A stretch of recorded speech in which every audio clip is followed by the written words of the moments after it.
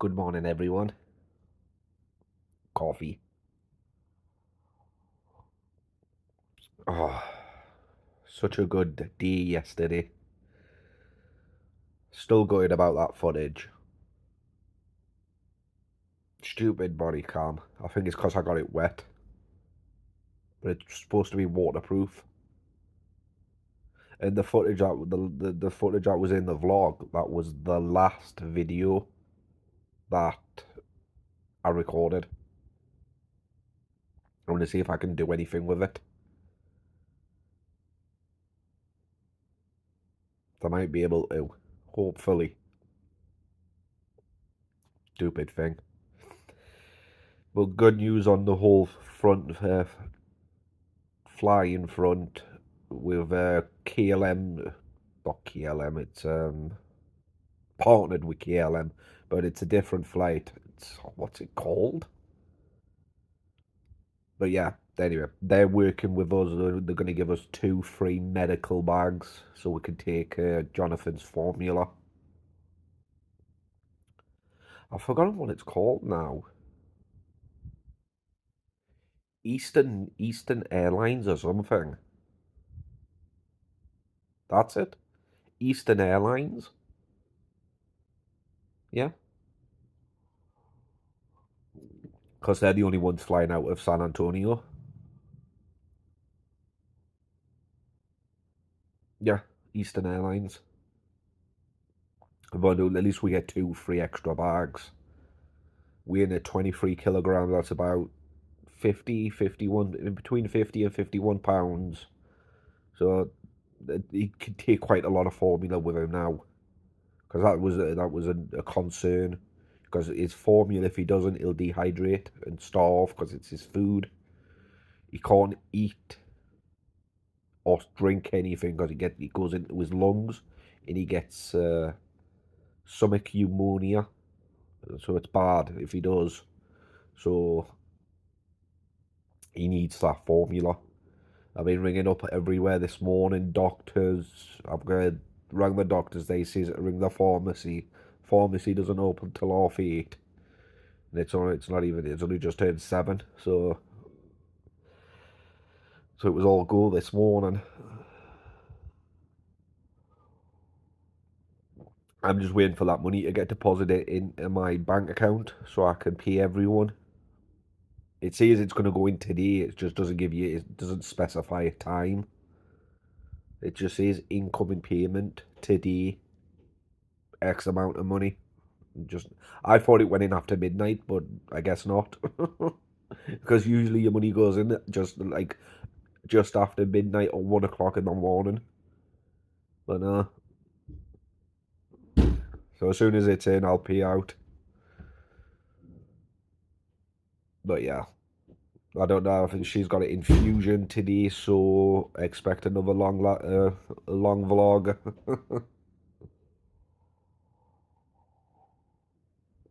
But I have got a couple of reaction videos to do because Rebecca Wakefield's back.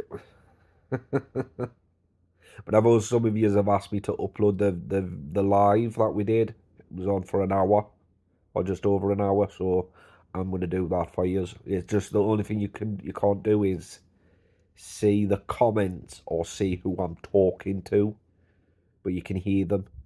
It's weird. I don't know why they do that, but I'm gonna get up because I need to get up. My back hurts.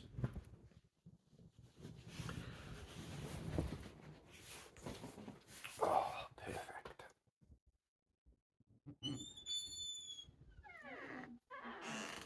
I'll see if he can show you the email. What, you want to see my phone? Yeah, for the email. Hey guys. Oh, this is the way it's supposed to be. Had a brilliant day and night last night, and it's been a brilliant morning. A lot better. Gonna take JJ to Khaled, Dad. You wanna say hi? You wanna say hi to everyone? I'm gonna smile. I love that he smiles at me. Yeah. Did you show her? No. So we'll get some food. We're dropping him off first, then Yeah, get we're food. dropping them first and having food. I mean, I know we're not supposed to be eating processed food, but once in a while doesn't matter, does it? Yeah. Plus, we don't have much time to eat healthy crap right now. Yeah.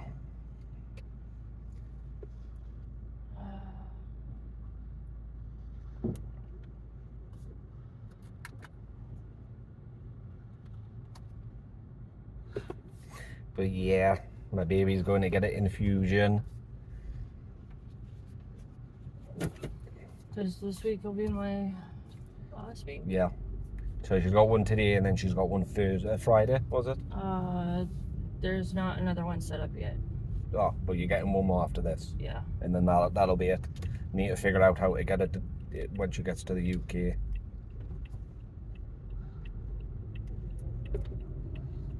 And unless if I go to the ER, which I can always go to the ER Yeah. for one while we're here.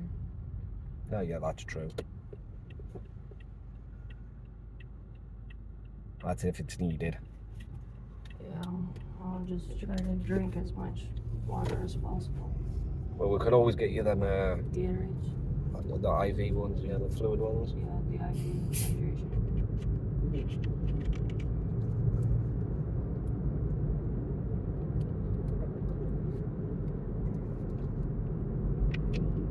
Perfect. Oh, Jesus! What they're doing with the roadwork? Is it the pipes? They're redoing the pipes because they had a lot of lead pipes around here. Yeah. And then, so they're bringing up the pipes, putting new pipe down, and then also widening the road. Why? All at the same time. Yeah. Because they're replacing the lead with plastic, aren't they? Plastic or some kind of metal. Like it'd be plastic or copper, or plastic and copper. I know that's what we've got in the UK. We went from lead to copper years and years ago, but then it's gone from copper to plastic because they figured out like they made a stronger plastic for pipes. So Yeah. I think what it is with the UK and US, they share technology, don't they? Mm-hmm. Well, certain technology. But I do know a certain plastic was invented to be stronger for water itself, so it doesn't corrode. Yeah.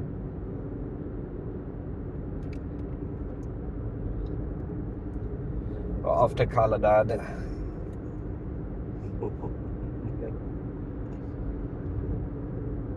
No, I don't know. But no, they need to widen that road because the amount of traffic that is there. Yeah. Especially around school, because there's 3 schools all next to each other, kind of. Yeah. All 4.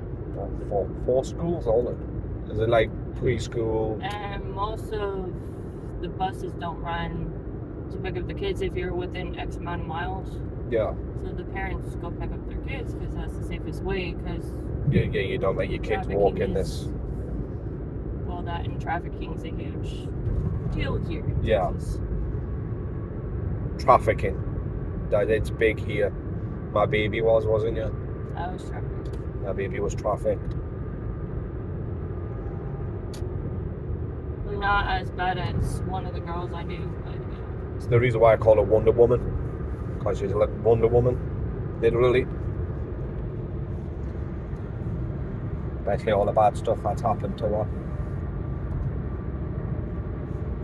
Which she'll tell you in her own time.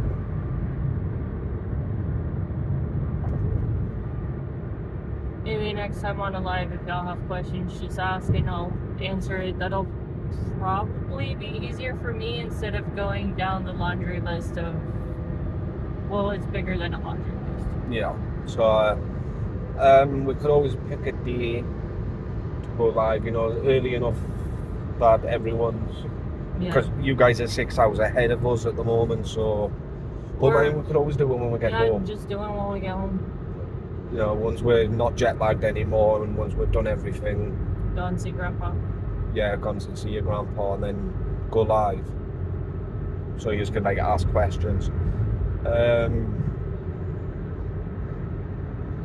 I'm just thinking whether we should go live on TikTok or YouTube.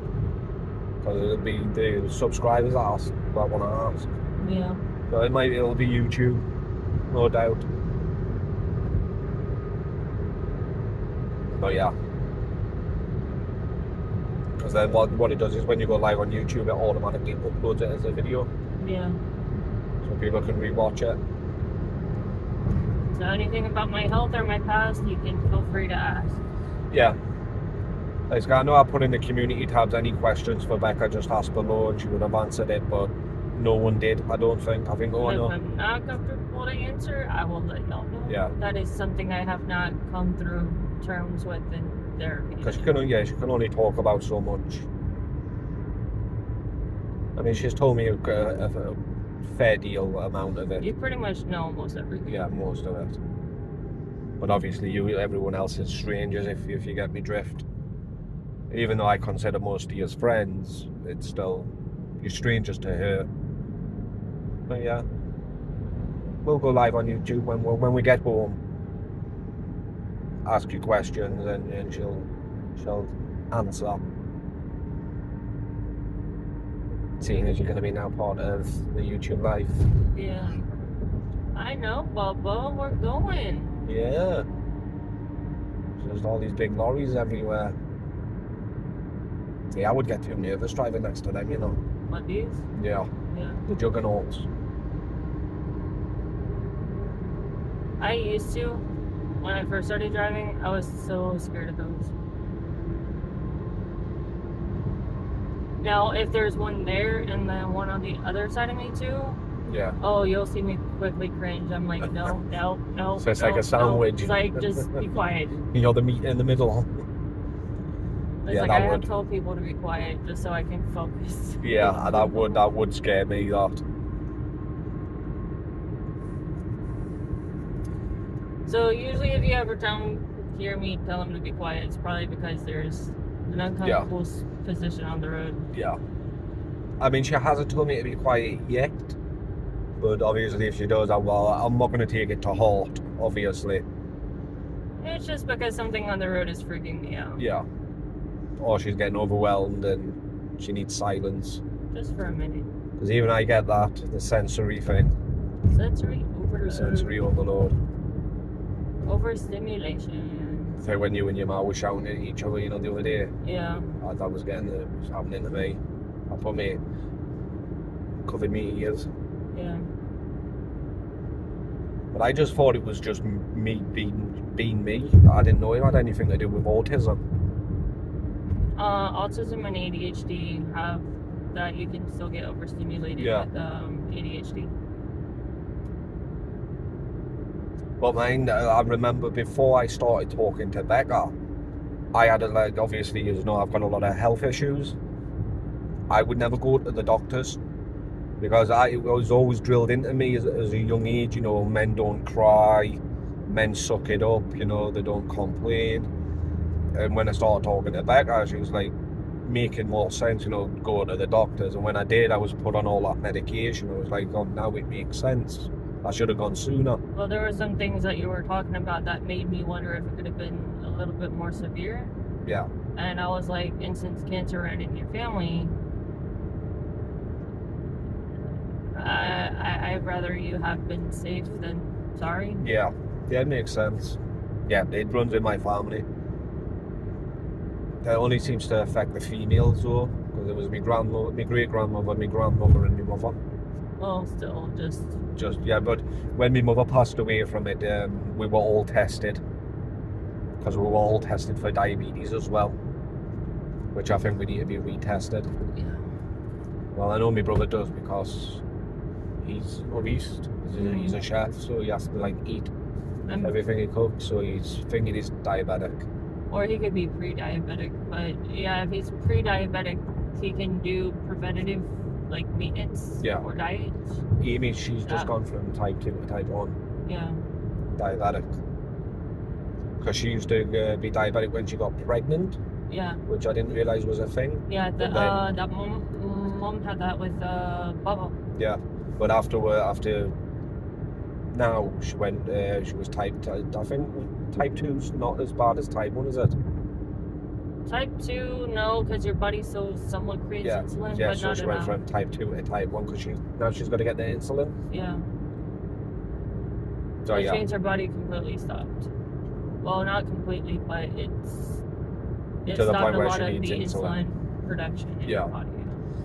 Yeah, I know I need to get tested again. I normally go once a year for a full medical, but I haven't done it for the past couple of years. But I need to do it again because I usually give blood because I'm a universal blood donor.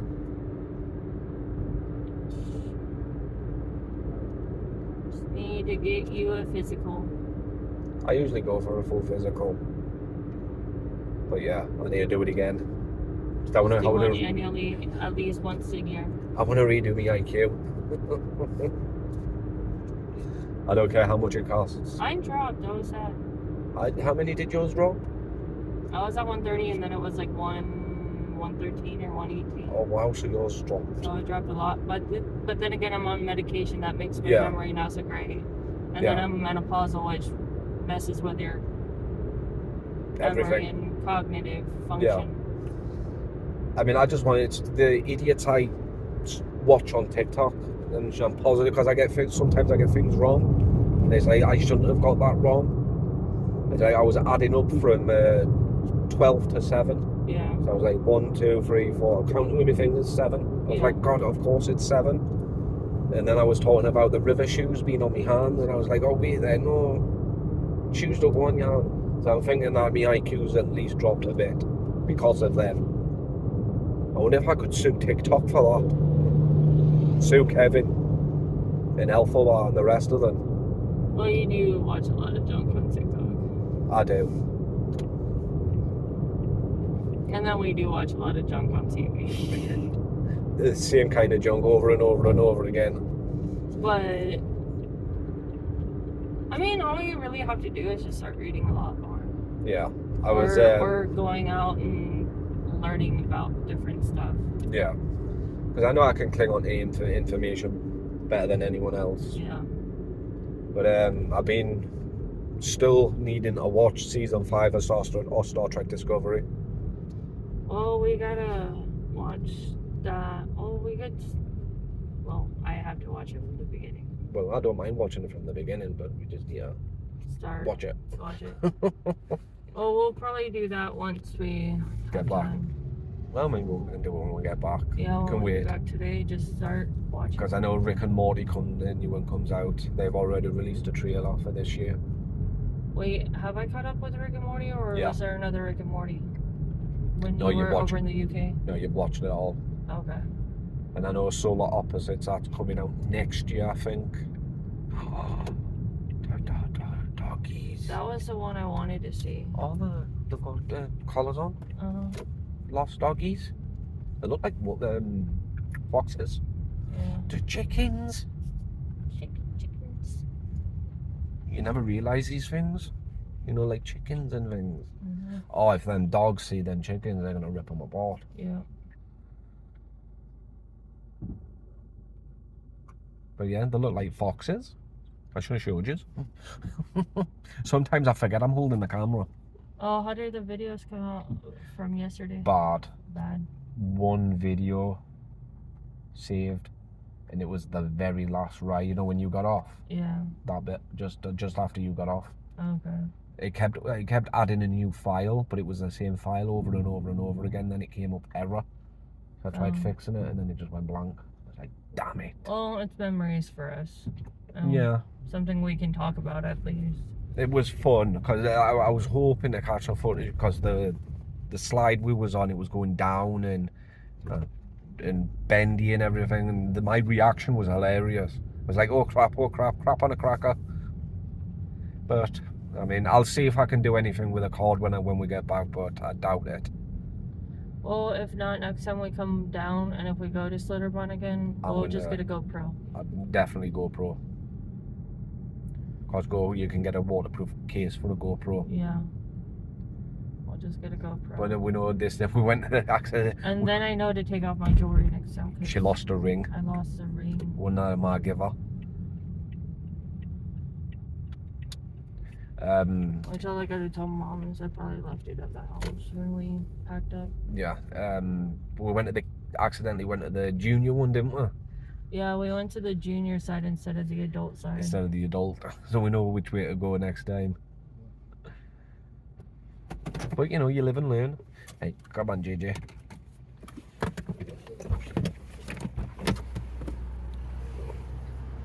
Oh.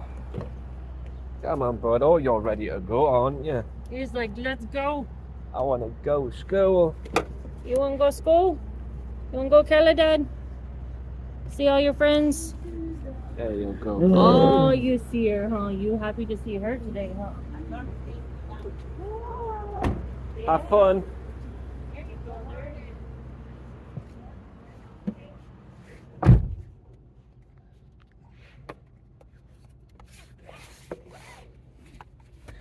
Poor JJ. Why did they look who drops him off? Huh? Why did they like look who drops him off? And that chick, the one behind the other one, the one at the door. Yeah. She was staring at you. Oh. Unless she's new. She's probably new. Wait, was she black? Yeah. No, that they have to make sure they write down who drops them off. Oh, right. Okay, yeah, that makes more security. sense. Yeah, for security, that makes sense. So where does one fancy to eat, baby? Anything on the way, I don't care. I'm hungry. Don't mind. I've got no cereal left, so that's why I didn't have breakfast. And I wasn't eating the rest of that dino bone. I'll have that later.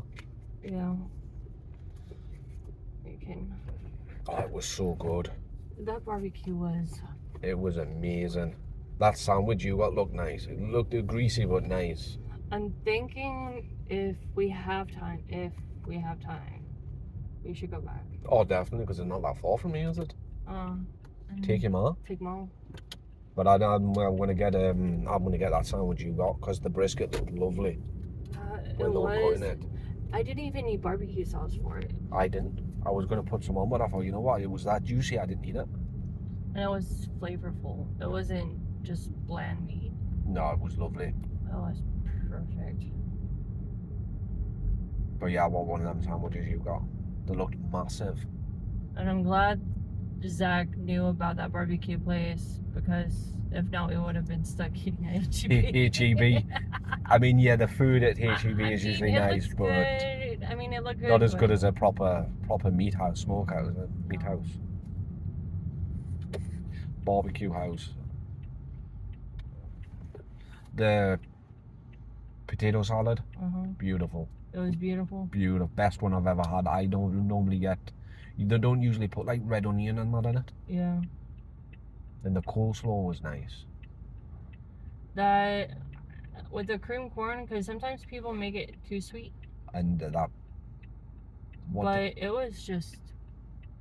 That was great. Yeah, what was that dessert that we tried? Pecan cobbler. I love pecan cobblers.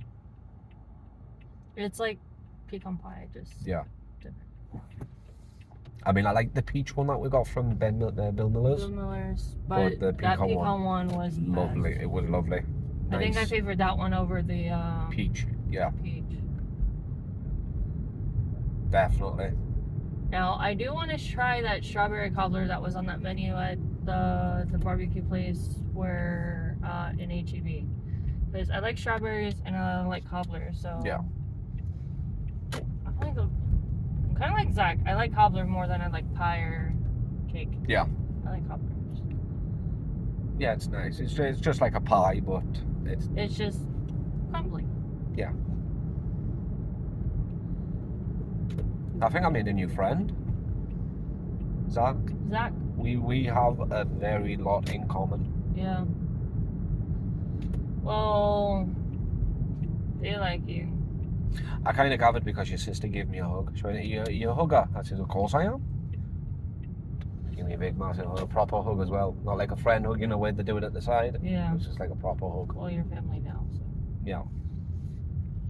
You get that. I'm a definite hugger.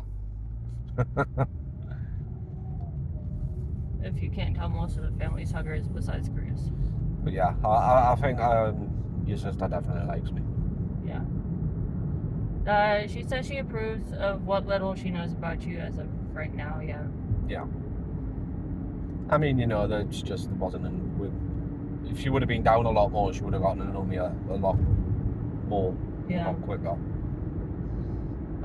She was like, he doesn't seem like a prick. I'm not. I can be, but not to you. It's like, he doesn't seem like an arrogant prick. And she was like, and I understand some of that's the military, but she was like, Andrew was just an arrogant prick. Yeah, like, well, he's from New York, though, isn't he? Yeah, he is from New York. New Yorkers are just arrogant pricks, in anyway. No offense. You definitely usually are. I had one of my subscribers. I don't know where they're from, but even they say people from New York are terrible people. Yeah. They are not nice people. I mean, I guess some of them would be. You know, it's just like everywhere. I have my friend Meryl, and she's a darling. I love her, but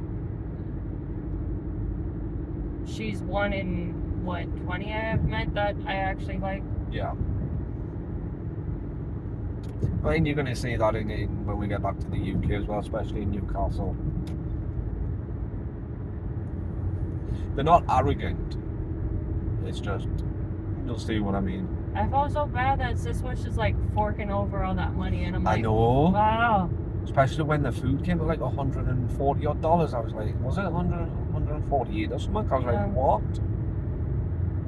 Then she was like, oh, if you want, we'll pick you a fresh, because I got leftovers. And she went, oh, if you want, leave that and I'll get you a fresh one on the way back. I was like, oh, no. I was, don't waste money on me.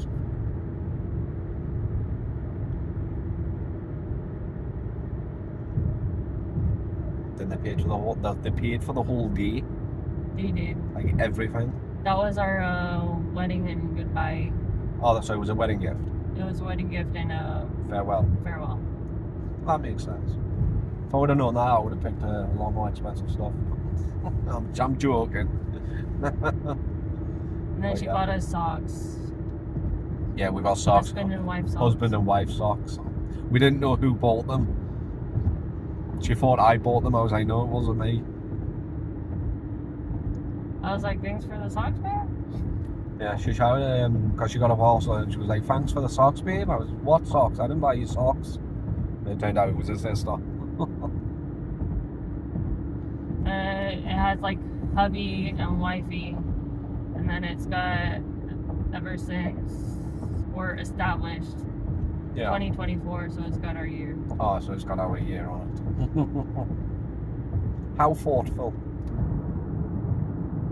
Because she didn't know, well, she wanted to get us something else, but that was going to be the best thing that we could have put in a suitcase. Yeah.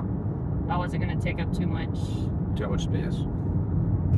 She said she might get us something else once we actually are there and land and go on Amazon.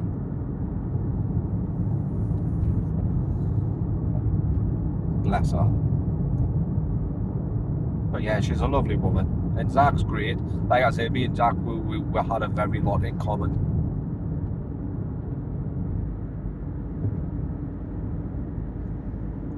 I like Zach. Zach's grown up a lot since he left the military. Yeah. Well, at least what it does to you. Yeah, some people even forces you to grow up. Yeah, well, I think when my sister got sick, I think that caused him to force him to grow up, because then he had to have and maintain a job. Yeah. Makes sense. Because before then, he couldn't maintain a job for nothing. It also didn't help that the last two places they went or were stationed at, their job economy wasn't all that great. Yeah.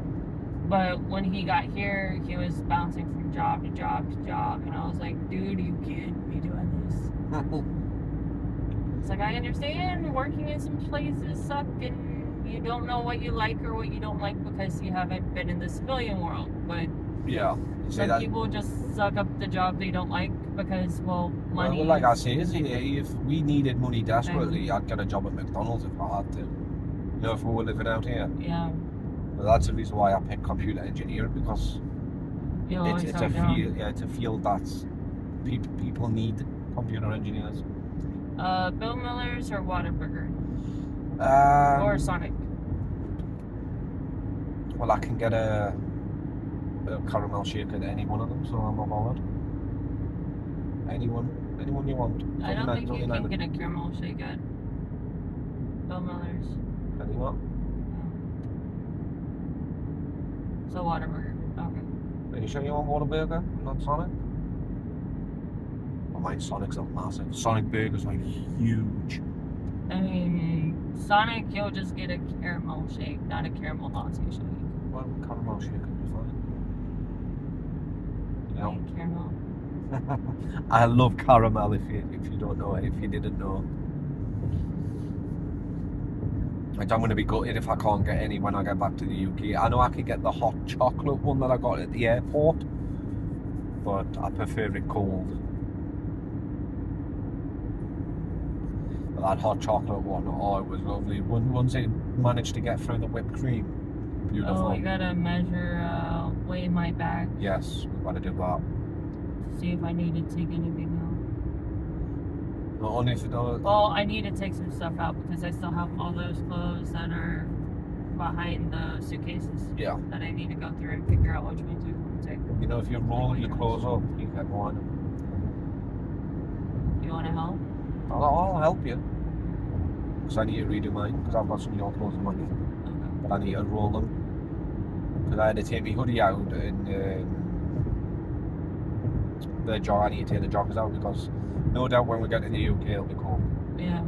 It might not be, but it might be. Well, it will be for you because the weather here compared I think it'll be nippy for all of us. Because I've acclimated to this heat, so it might be it'll be cold for me as well, even if it's hot. I think it'll be a little bit nippy. At least to the point where we're wanting pants.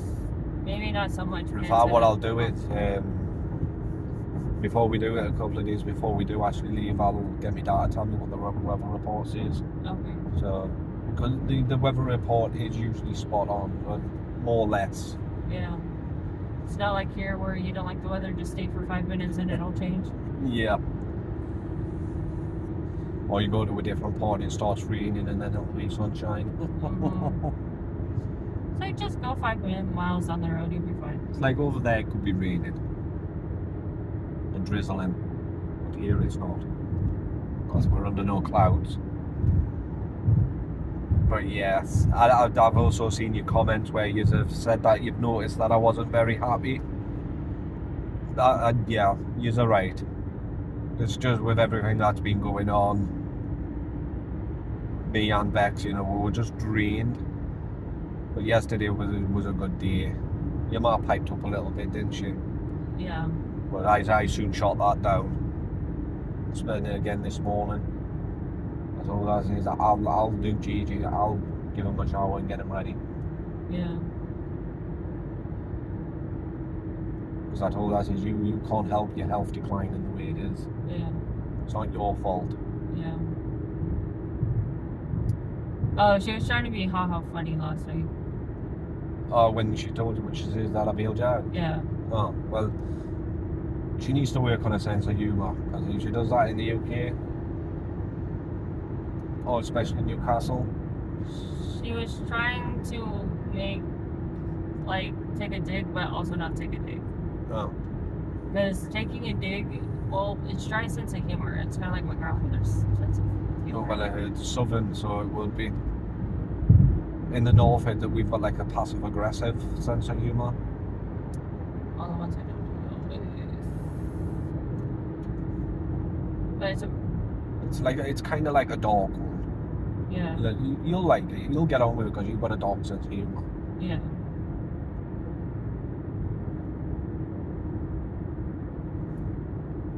I'm just hoping with a climate change and the time difference, it's going to help with your sleeping.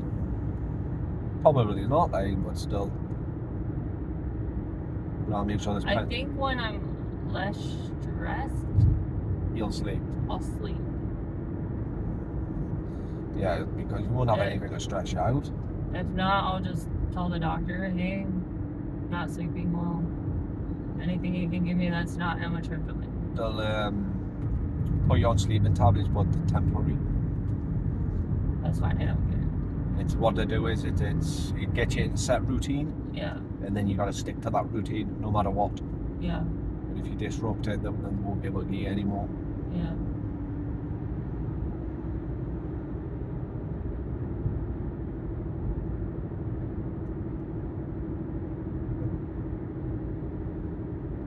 But yeah, I've not taken amitriptyline for the past couple of nights because I've been just so exhausted.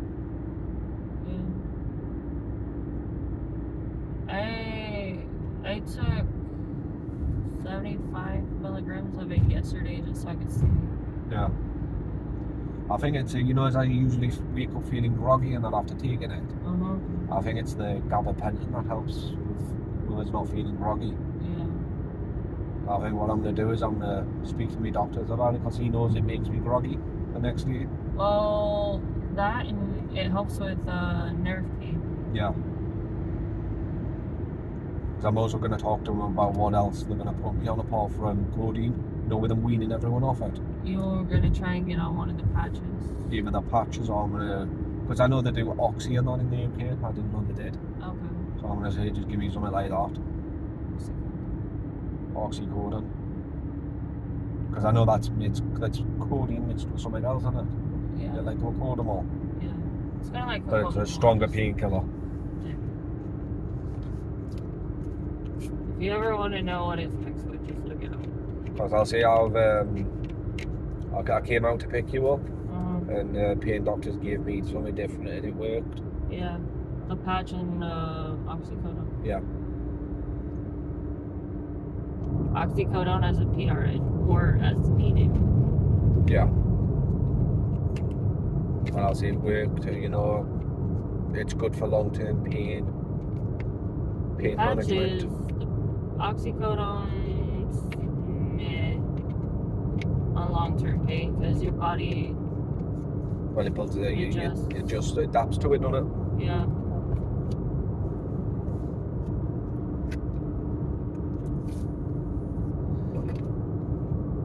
You get some on the first, and we'll just be careful how many we take. Yeah, so we're not out by the time we fly. Yeah. But obviously, I've got pain meds when we get in. Yeah. That's the best thing about Newcastle. Everybody drinks. Well, not everybody, but most people drink, so they can't take the meds that they get prescribed, and they don't take them back. So they either give them or sell them to other people.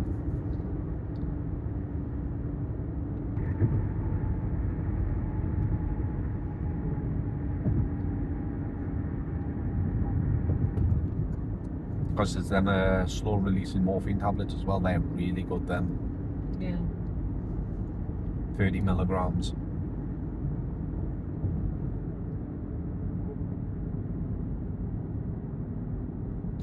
But obviously, like I told you, if you crush it a little bit, it doesn't break apart. It's like almost like a sweet, like a Skittle. But if you crush it, it hits your system harder, faster. You know what? Ever since I've been here, I've not been into a Target. Why you won't go to Target? It's expensive. I know, but my ex would only shop at Target and Kroger's. They're expensive stores. I want one of them. I could do with one of them. It's a wheelchair, electric one. You know what it is? That one looks better than the one my dad's got. Yeah. He's got his new one. He's happy with. He's just not happy with it being air tires instead of rubber. Yeah. So I think he wants me to. He's going to order some, and he wants me to change the wheels on it. Yeah. And I'll go through Mom's jewelry again today and be like, hey, since Sissy's not taking anything. We'll just take the whole lot if she doesn't want it. Yeah. Anything that you don't want to keep, we'll get rid of. Well, I'm gonna let her keep my great grandmother's rings. Yeah, because that's sentimental. What is it? One of your great grandmother's wedding rings that you're going to be wearing? It'll be my grandmother's. Your grandmother's. See, that was a nice offer from her. It was. So she can be nice when she wants to be. She can be. And now I'm taking like all this extra load off her. She shouldn't be stressed out. The only thing that'll be stressing around now should be the sale of the house, and that's it. Yeah, it's just selling the house. And then I also told her, is like, no matter what, we're not gonna let her be homeless.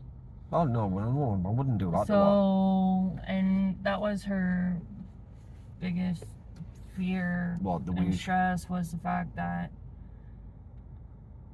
she keeps doing what she's doing. She's going to push us away, and we're going to end up saying, right, you know what, just go, we'll leave you alone. Because obviously she's still going to need help with JJ when we get there. Yeah. So the last thing she needs to do is be pushing us away. It's not like she can ring someone up and say, oh, hey, can you come over and give me a hand? Hey, Chris, can you yeah, like your brother.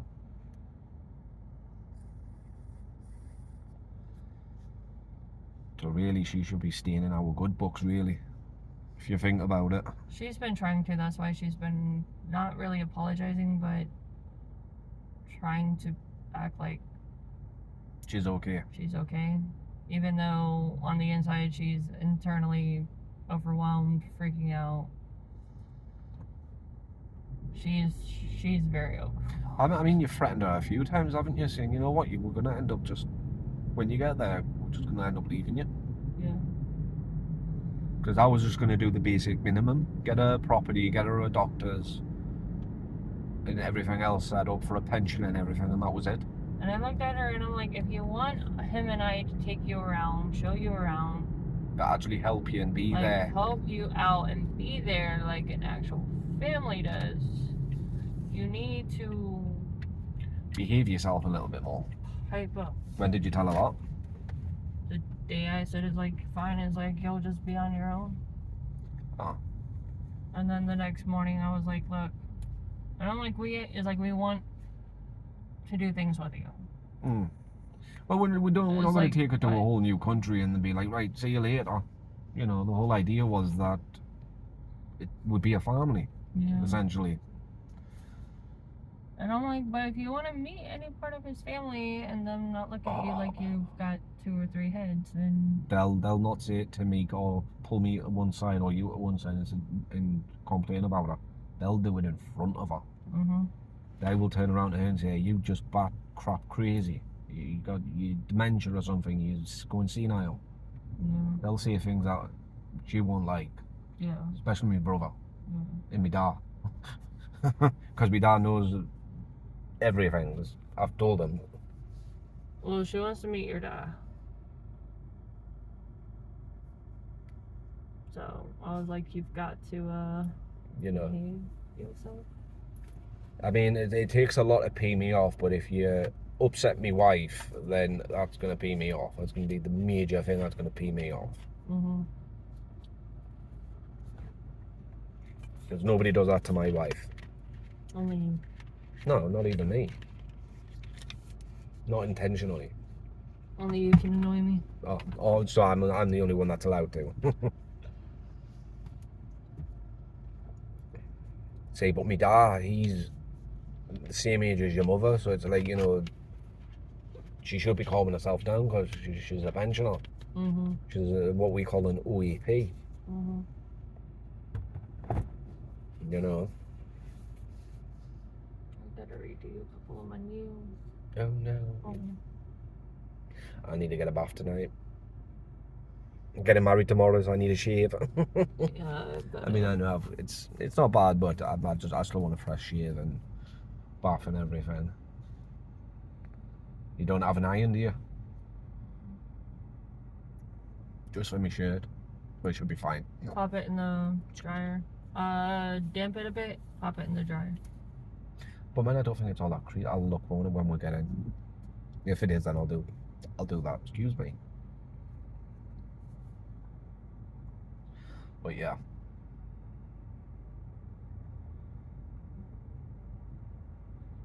I'm just waiting for that money to go into my bank so I can pay everyone and then put that 40 back and we'll have $20 for snacks. Yeah. Drinks and snacks.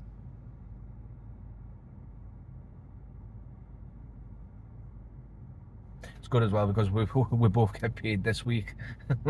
So we're kind of rolling in it. Trust that as well happening. We've actually got money for a hotel, but now you might be so it's been having herself. We'll spend everything and then that's it, she'll pipe up again. Yeah.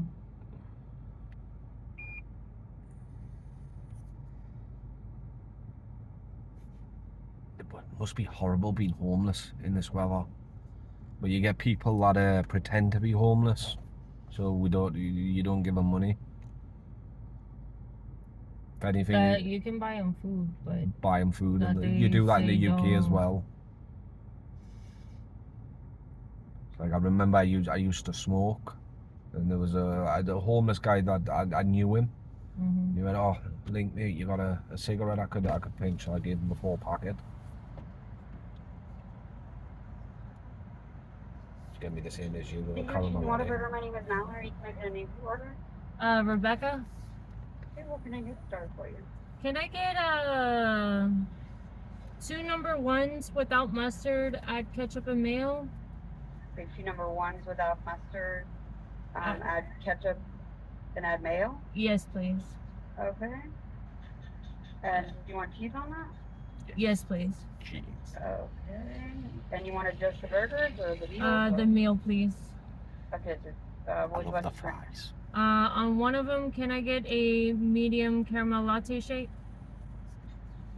Okay. And then the other one, can I get a large Coke? A large Coke? Yes. Okay. Absolutely. Anything else? That'll be all. Okay, would you like any regular spicy ketchup? No, thank you. Okay, it's going to be 2302, second set of windows. All right, thank you so 23. much. She did not like. She sounded she hated her job. She sounded like she rolled off the wrong side of this morning. So I put $23 back. Well, 25. Unless you want to get the snacks out the change, and I just put the 40 back. Yeah, I just put the 40 back. Because we've got to go to HEB in anyway for some paper. Get some newspapers or something. Her mother's got some crystal sherry glasses and champagne glasses. So we need to wrap them up and put them in boxes. I think she says Liz was taking them, but if not, then Chris is going to take them. Yeah. But according to your mother, he's got just everything he's taking, he's selling. Yeah. So he's like keeping nothing for sentimental value or anything. That's why I say take the jewellery. Yeah. Because her mother's got a lot of jewellery. And instead of giving it, because Chris is already going to be making enough money, so why don't we just take it and make something as well? Seeing as we're the ones doing all the heavy lifting. Yeah. We're gonna have to get up super early tomorrow. Why? Because Jonathan has a psych appointment. What? And then from the psych appointment, we drop him off. From dropping him off, going to go get Allie to the marriage place to lunch. So it's just all go. It's all go tomorrow. And if one person messes up my wedding day, they'll see a side of me they'll never want to see again. Oh, and we need to print out our vows. Yes. I mean, my vows aren't super long like yours, but I might, in fact, you know what it is, tonight I might just, when we get in, I might just you know what, I'll think when I'm in the car, when you get your infusion, and I'll just think of some more stuff to put down. Okay. Just to fill out the space a bit. Because I know you've written like a book, haven't you? When I start writing, okay?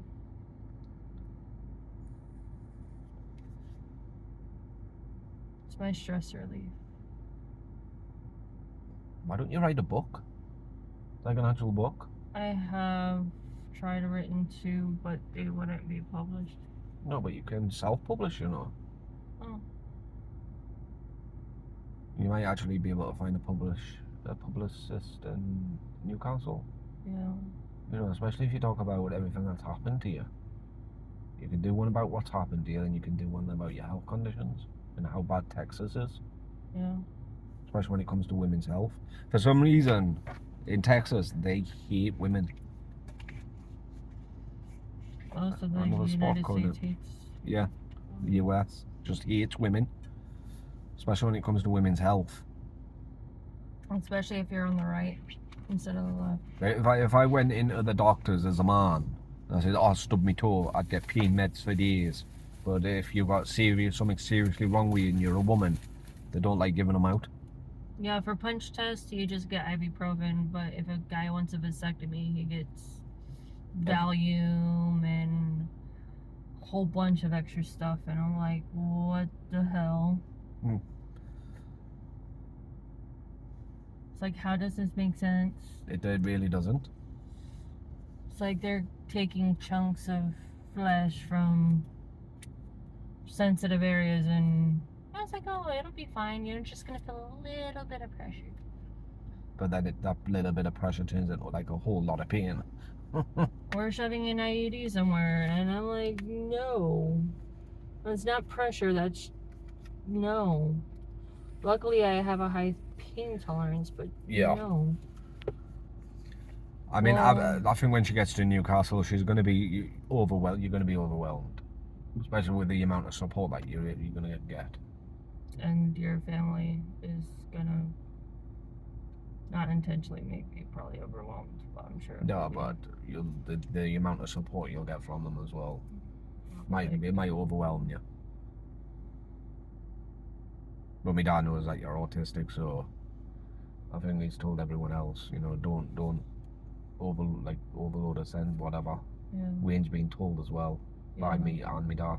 Yeah, okay. Don't you dare crack any joke, because he asked about your hysterectomy, Yeah. because he didn't know what one was. Uh-huh. So Karen started laughing at him, saying, "You don't know what a hysterectomy is?" And he says, "Why did she get that?" So I says, "Because she's got bad health conditions," and then we got onto the subject of what happened Yeah. and everything. Shut him up real quiet. I says, "Don't you dare make any jokes when she gets here." Or I'll just be like, okay, Andrew. Yeah. But you'll have to explain who that is to him. I was like, you're no better than my ex-husband, okay? No, he knows for a fact. It takes a lot to, like I say, it takes a lot to pay me off, but if he does, he'll know. All I need to do is just shoot him a look and that's it.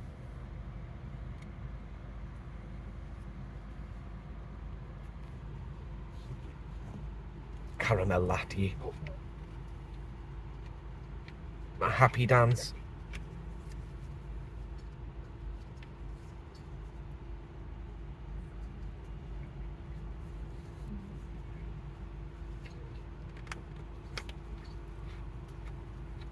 After we got back from swimming, we got to the car and it was hot, and I really needed a drink. This was hot, like hot pop, and it didn't taste very nice, so we had to put it in the fridge. It wasn't a pleasant sensation. You like my hat? Hattie Joe got me this hat. I love it. I like Hattie Joe. Yes, Becca's made a new friend. I have made a new friend and we're keeping her. Yes. That's it now, Hattie, you belong to us. We've collected you. That sounds bad. It does, doesn't it? You're Becca's new best friend. Yes. I have a girlfriend now. Well, it's what you wanted as well, isn't it? A female friend in the UK. Friend. Take a trip down to see her. Well, she's also told me she's been through some stuff kind of like I have. Yeah. Like, even without her knowing what I've gone through. And I was like, yep, you're my new friend. And I messaged her yesterday and I just let her know I was going to Becca's mom started up. Yeah. Yes, for Rebecca. Yeah, to be 2302. Yeah. The large Coke for you. Alright, thank you. Yeah, Hattie Joe, bless her, she's helped Becca out a lot. Okay, that one's going there. Medium caramel latte shake. Medium caramel latte shake. Right, we're gonna eat, so I'll see you in a bit. Oh, right, so she's got to get an infusion. Oh, that burger was so lovely. I'm full. I could actually just take a nap. Oh dear. Such a nice day as well. Well, it's Texas, it's always hot. But it's nice in this car, nice and cool.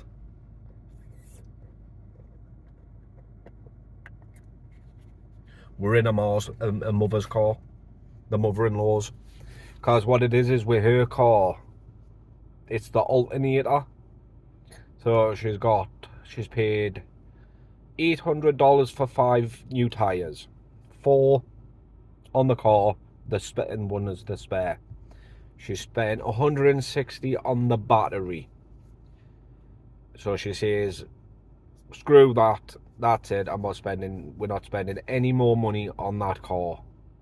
The alternator, it was going to come to like 260 something dollars. Like, no. She rang him, the company, it's called Beals, and she says, am I allowed to swap the car out? They went, no, because the price that you're paying, because it's rent to buy. He says that's for that car. And so we can't just like swap it out for another one, because it would be a whole different price. So she went, right then, she went, I've spent this much on the tyres and the battery and the radiator. She spent well over $1,000 on the car alone, and she gets nothing back for it when she gives it back. So she's told them, come and get it. You can come and pick it up. It's on the side. It's the battery light's coming on, so it could be like the connections on, but it keeps overheating, which is obviously the radiator. But it's also the alternator that's knackered on it. So she went, come and get it. I'm not paying you. There was going to be one more payment for July, and obviously in August they would have to have taken it then, but she's not going to pay the last payment. She's told them, when I'm not paying you for a car that I'm not able to drive, so you might as well just come and get it, come and pick it up. She went, but you won't be able to drive it, you'll have to get a tow. It's just stupid that she's not going to get any more money back for it, or even a percentage, even if it's something like 10% back. Nothing. They're getting a half a brand new car with the tyres, battery, radiator, and I'm sure there was something else she paid for. But it's just ridiculous. It's a 2010 Camry, so it's an old car. But it's just ridiculous. The fact that they gave her it like that, like it was a lot worse condition than what it was. Straight away, when she picked it up, because it was the old roommate that went with her to pick it up, he had to take it straight away to get an oil change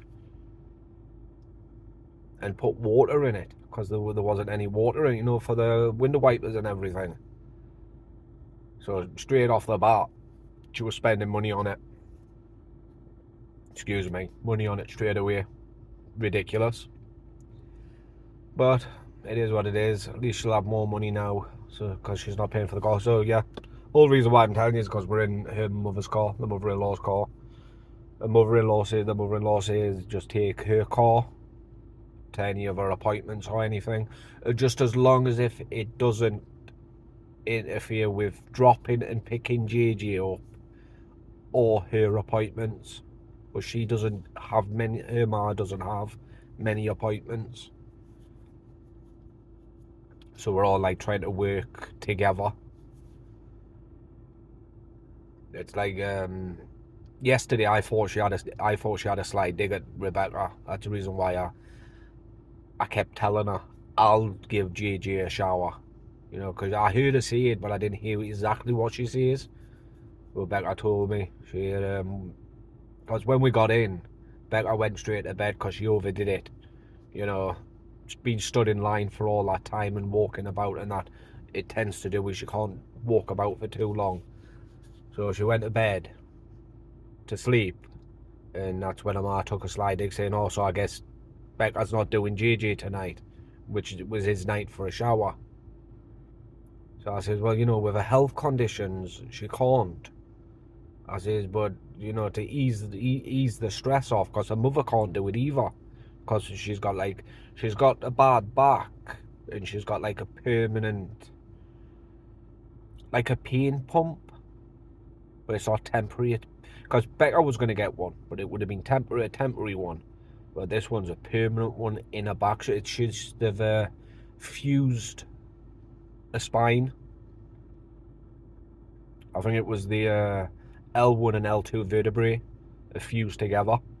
So they've got a device implanted that releases pain medication. So she can't do it. So I says, look, I'll do him. I says, if you're okay with me giving him a shower, I'll give him a shower. I says, I'll give him a shower, I'll get him dressed, get his diapers and everything on. I says, the only thing I won't be able to do is give him his meds, because I won't know how to do it, and I'll be a nervous wreck. Because I'll be always second guessing, have I given too many, is he going to overdose, because he can't swallow anything. So it has to go through his feeding tube. So she says, well, if you give him a shower, which will be a great help and really appreciative, the mother-in-law will give him his meds. I said, well, that's what you should be doing. And anyway, with Becca gives him a shower, you get his meds ready. Work together as a team. But no, she didn't see it as that. Because normally Becca gets paid $50 a pop. But with Becca owing her mother money, for the tickets and everything, and she paid for the car, and Becca was paying her back. She was paying that off by doing JJ. So it was $50, $150 a week. But what she says was that she's got a little over $3,000 in a what's it called again? 401k, I think is what it's called. And when she quits a job, she's going to quit on the 1st of July. Because they're not going to let her carry on being on sick anymore, and she would have to go into the office, and she can't do that. So she's going to quit, and when she quits, she can cash that 401k out. So she was just going to pay her ma the money she owed her. But that means that she was going to start getting paid for doing JJ, and her mother agreed to it. But then when her mother went off on one, she says, no. She went, you're going to be paying me that money back. So she was like, right, okay. And that's when she says, right, if you're not going to pay me, I'm not going to do it for free. I've told you I'm going to pay you back from the 401k. I'm not going to do JJ no more. You'll have to do it, He is technically her responsibility, the mother-in-law. If she's unable to do it, like to look after him, then she shouldn't be his primary carer. And that's the way they'll say it in the UK. Social services, from what I've been told, will want to see exactly what she does for him. And if she's unable to give him a basic shower or even a bath, then that's going to start raising some red flags. But with our help as well, it'll be okay. But if she keeps kicking off the way she does, we're not going to be there to help. So I says, yeah, I'll give him a shower. I says, if Becca's not able to because her health's declining, which is understandable, you've got to bend down, you've got to friggin' get yourself in some weird, awkward positions giving him a shower. Because it's the way he stands in the shower, because he doesn't like water. Because obviously water hitting him, he doesn't like it. So he fights you a little bit. But obviously as well, even though he's got a mind of a 2-year-old, he's a very clever lad. He's 35, but he's got the mind of a 2, and he's very clever. And he knows it's his sister giving him a shower, or his mother, and he doesn't like it. But with me giving him a shower, another man, because he loves it, me being there, because there's another man in the house, and he knows this. So with me giving him a shower last night, he gave me no problems whatsoever. He even let me wash his face, which is very rare because he doesn't like water on his face. And I told the mother-in-law says, "Oh, I even washed his face for him." She was like, "Really?" So I went, "Wow, that's really rare because he doesn't like it." And I said, "Give me." He was laughing. So I says, "You know, he must know that it's either his sister or his mother giving him a shower." You know. So yeah. So I told her. I've told her 3 times. I'll do it because I don't want Becca to injure herself or mess up her health any worse than what it is now. So I says, "You get his beds ready, I'll do it." The only thing is, I don't know if she's paying me or not. But if she wants to knock it off the money, because I don't see it as Rebecca's debt. You know, with her being she's going to be my wife tomorrow, so it's going to be our debt. And I don't mind her knocking it off. Because when she gets a 401k, it's less money that she's going to pay out. Because she's going to need money. Well, I mean, I get paid in that. I mean, yeah, it's not much. You know it's not much, you know, on sick benefits and that. I know one of you says to apply for ESA, Employment and Support Allowance. I've applied for that and they've accepted me sick note and everything. I've just got to wait for them to get back to me because the limited capability of work and work-related activities, they denied me that. So I've appealed it. Because on my sick note, it lists all the conditions I've got. And it clearly states not fit for work. And I'm not able to do any kind of work. So I asked them, because you've got to give them a reason when you appeal. I was like, well, my doctor says I'm not fit for work. Which is obvious with the medical conditions I've got. Why have I been denied it? Doesn't make any sense. I didn't even know they updated the system like that. But yeah, I've appealed that. I've applied for ESA, PIP. I've just got to wait a couple more weeks for that. I've already been contacted and been given an update. They've got a lot of applicants to go through, so they were just giving me an update that they haven't forgotten about me. And you know, because I put a complaint in, I was like, well, it's coming up to me my 6th month. No, sorry, 5th month. 5th month now. It's coming up to. So I put a complaint in and I says I've been waiting 5 months. It's not normal to be waiting this long. So I think that complaint made them speed it up a little bit or to give me an update. But you know, that's in the works. But you guys know yourself, you don't, you know, those that are on sick, you don't get much.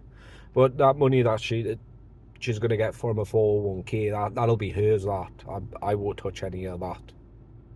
Anything that she needs when we land, she'll be able to spend as much or whatever she wants on whatever she wants. Because what I told her I'll do is because I'm in no debt. The only debt I get is my phone bill. My phone bill and the credit card. As soon as I pay the credit card off, which it's not much. It's it's a new credit card, so my limit's 300. So that's, you know, straight away pay that off every end of every month.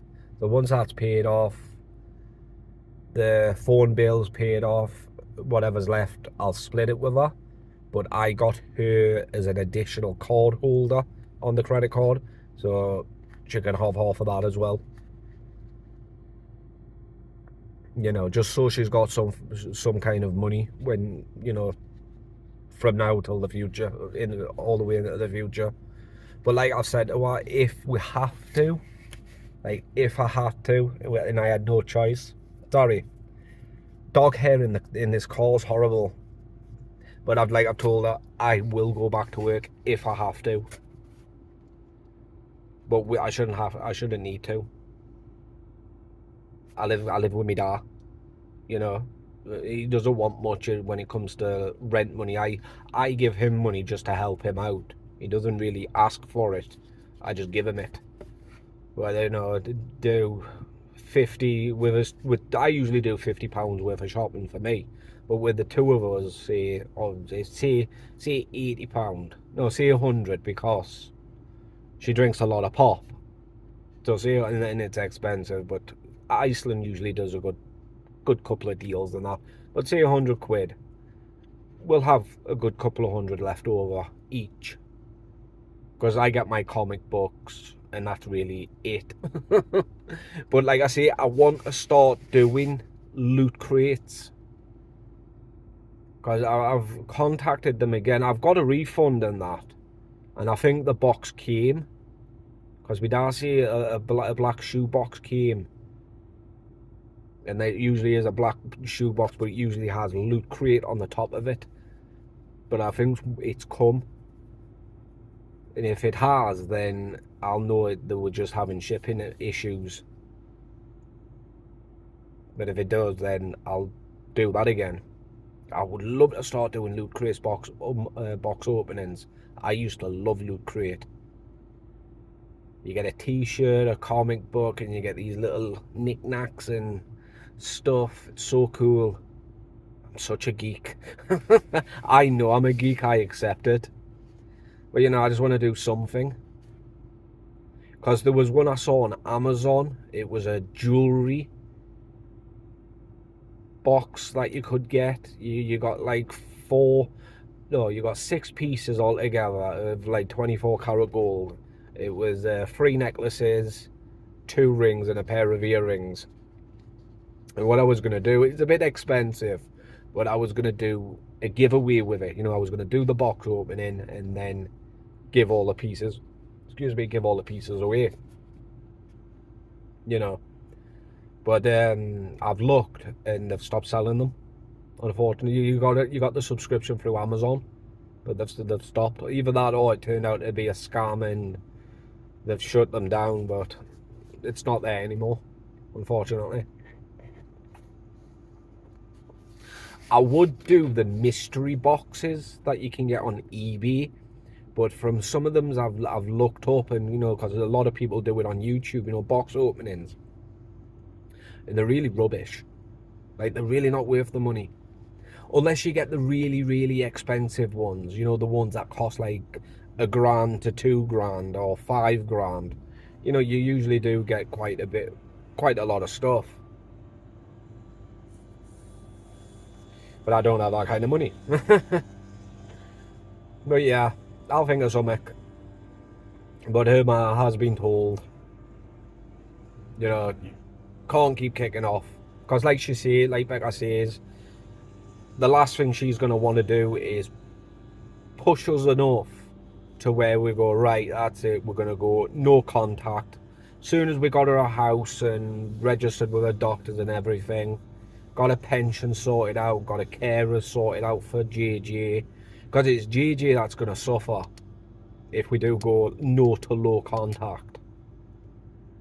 But like Becca, you know, Emma understands it and she's going to stop. Like I said, she had a sly dig yesterday, but according to her, to Becca, she was just trying to be funny. You know, a joke. Or Link's bailing you out tonight. But that's why I told her this morning, I'll do him. I'll give him a shower. It's no skin off my nose. It's no hassle for me. Yeah, I've got a bad back, but I can still give someone a shower. You know?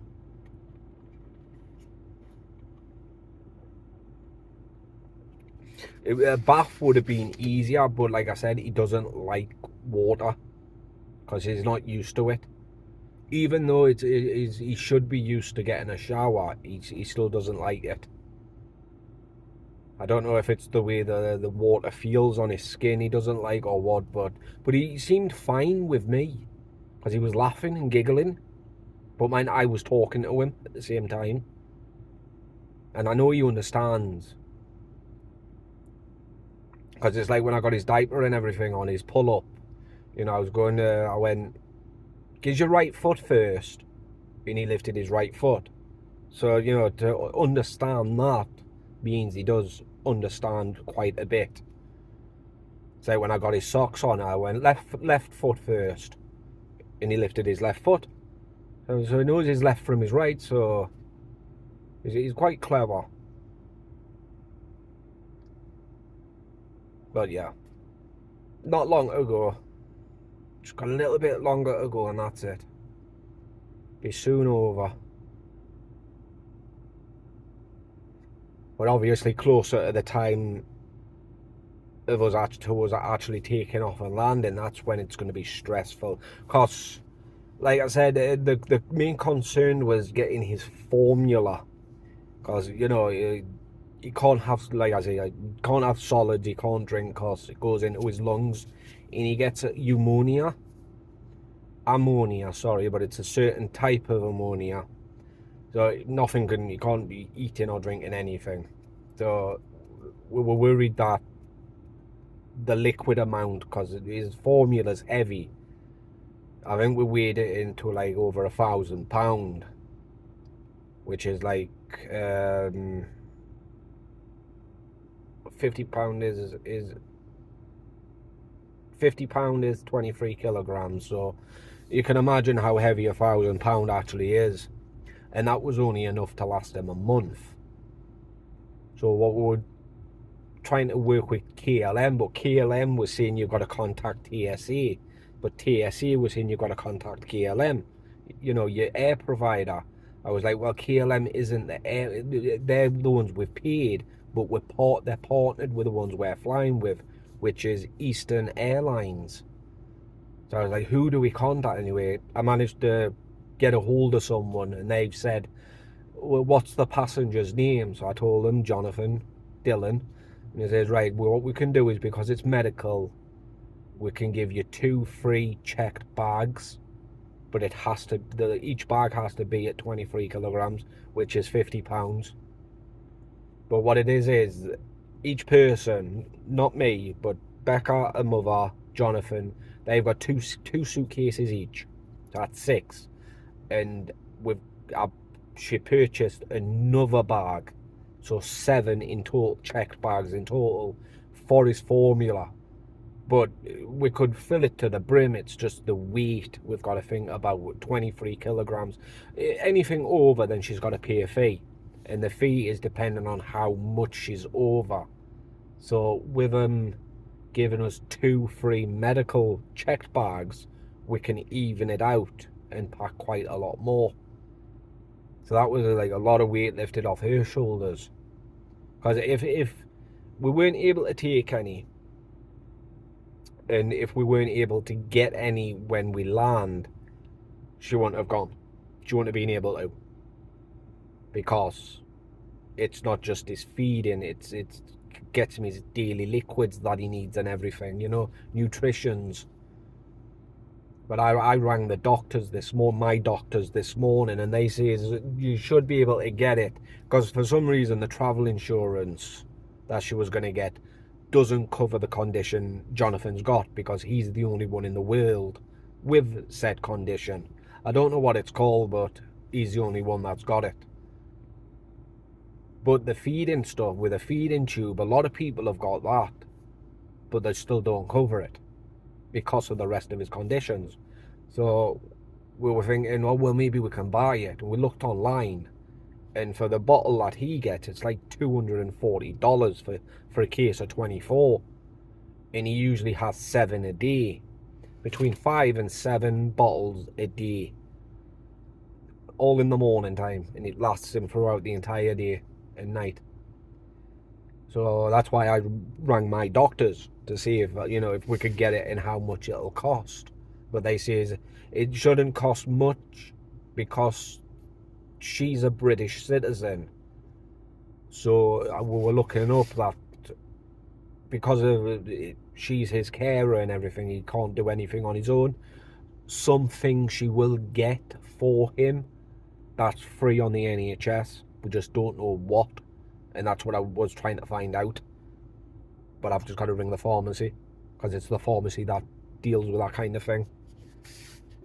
So I'll ring the pharmacy. They're closed at the moment. Wait, our time 10, 12, 1, 2, 3, 4. I'll ring them in a bit.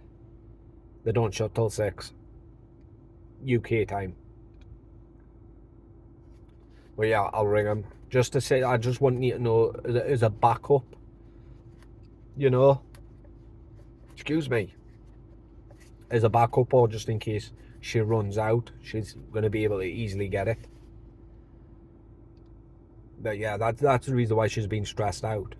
The only thing she needs to do is, they've told us, is to get a health certificate from the doctors or the pharmacy, just to show security, you know, that this is its formula that he needs for nutrition and for liquids and everything, because he can't eat or anything. Just a certificate to show them.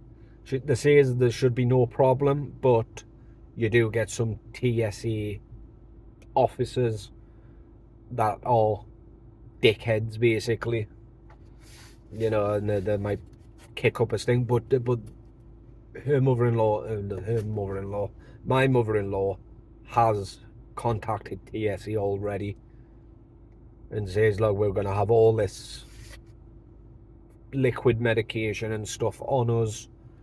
What do we do? But the thing is, when you go into the airport, it's the same as any airport. You go straight to the check to get your ticket and everything and put your bags in. But obviously he'll have a full bag of fluid in his backpack that he carries around on the plane, so they might need to test it. So what they're going to do is, TSA says, we'll pull you to one side to keep the line moving, you know, so no one's getting disrupted. We'll take you to a room and go through all your medication and everything, make sure it's all above par. The only reason why they're doing that is, A, to make sure we're not taking anything illegal, and B, to make sure we're not going to have any problems when we land. So they're actually going out of their own way to help, you know. Because I don't know what Newcastle Airport will be like when it comes to medical stuff, because I've never taken medicine with me before. But yeah, they've said it's just for that. And what they'll do is they'll give us a form or something to show everything's above the law. Get your words out, Link. But yeah, it's just being go for the past week, and obviously with her mother getting stressed out constantly, taking it out on us, which she really shouldn't be, because we were going to go low contact. Like I said, only thing I was going to do was made sure she got emergency housing, which we've already rang and made sure that she can, to get her registered with the local doctors wherever. Obviously she'll need to find out where she's going to live first, and then she looks up the nearby doctor's offices and whatnot, get them both registered, get a pension sorted out, a carers and everything, social services and whatnot, and that was it. I wasn't going to do anything else, and so was Becca, and Becca wasn't. But then this morning when her mother explained everything, you know, that's a lot of weight lifted, you know, for what we've done for her. You know, she's really appreciated, because it's took a lot of the stress off her. And she's really, really grateful. And we're like, all right, okay, it makes sense. Which is understandable, you know, moving to a different country. But now all we're going to say now is, what we've done is we just went, right, we'll wash our hands of everything. You know, because she was worried that we were just going to find her a place and we were going to leave. We were going to say, right, see you later, you know, because she knows what she's done. And what she's said is hurtful to Becca, especially Becca. She called her fat. I even told Becca if I would have heard that, I would have said some not nice things, and she would have started crying, and I wouldn't have cared. There's just some of the things she says to Becca's disgusting. There's some things you should never say to your kid, no matter how stressed you are. But yeah, she was worried that we were just going to go low to no contact. But, you know, we went, right, we'll forget about everything that's happened. Because that's what she does. Her mother. If it's really serious, she'll apologise. She hasn't apologised to me yet. But she'll apologise to Becca, because that's who she does it to. But if she doesn't think it's bad, but it is, but doesn't realise, she'll pretend nothing happened.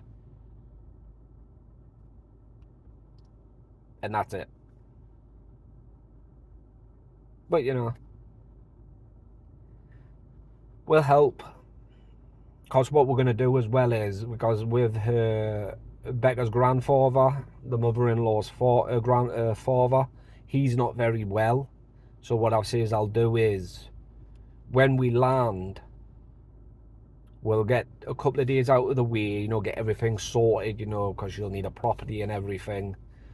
Get all that sorted, get the jet lag out of the way, and that following weekend, we'll go straight down and see him. Because we don't know how long he's got left, so, you know, get there quick as possible. That's why I offered to change the date of the tickets. You know, get him there even faster. But yeah.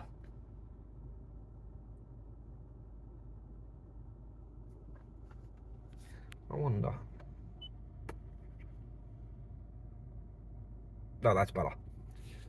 Just changing the heat.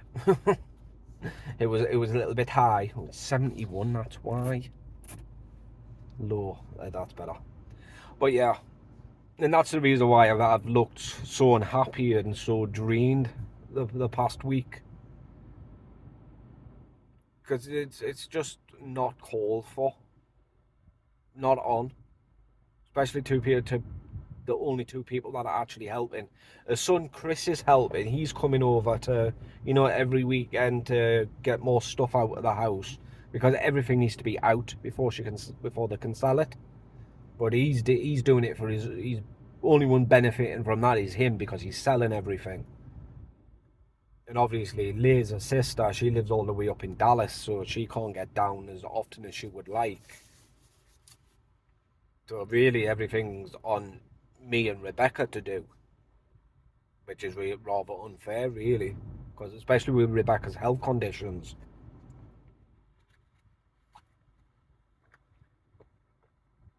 But like I've said, I'll pick up the slack. Like, you know, anything that she can't do, just tell me. But you see, they're both as bad as each other when it comes to that, because they're both proud. They don't like asking for help. Even though I've said multiple times, if there's something you need me to do, tell me and I'll do it. But they don't ask.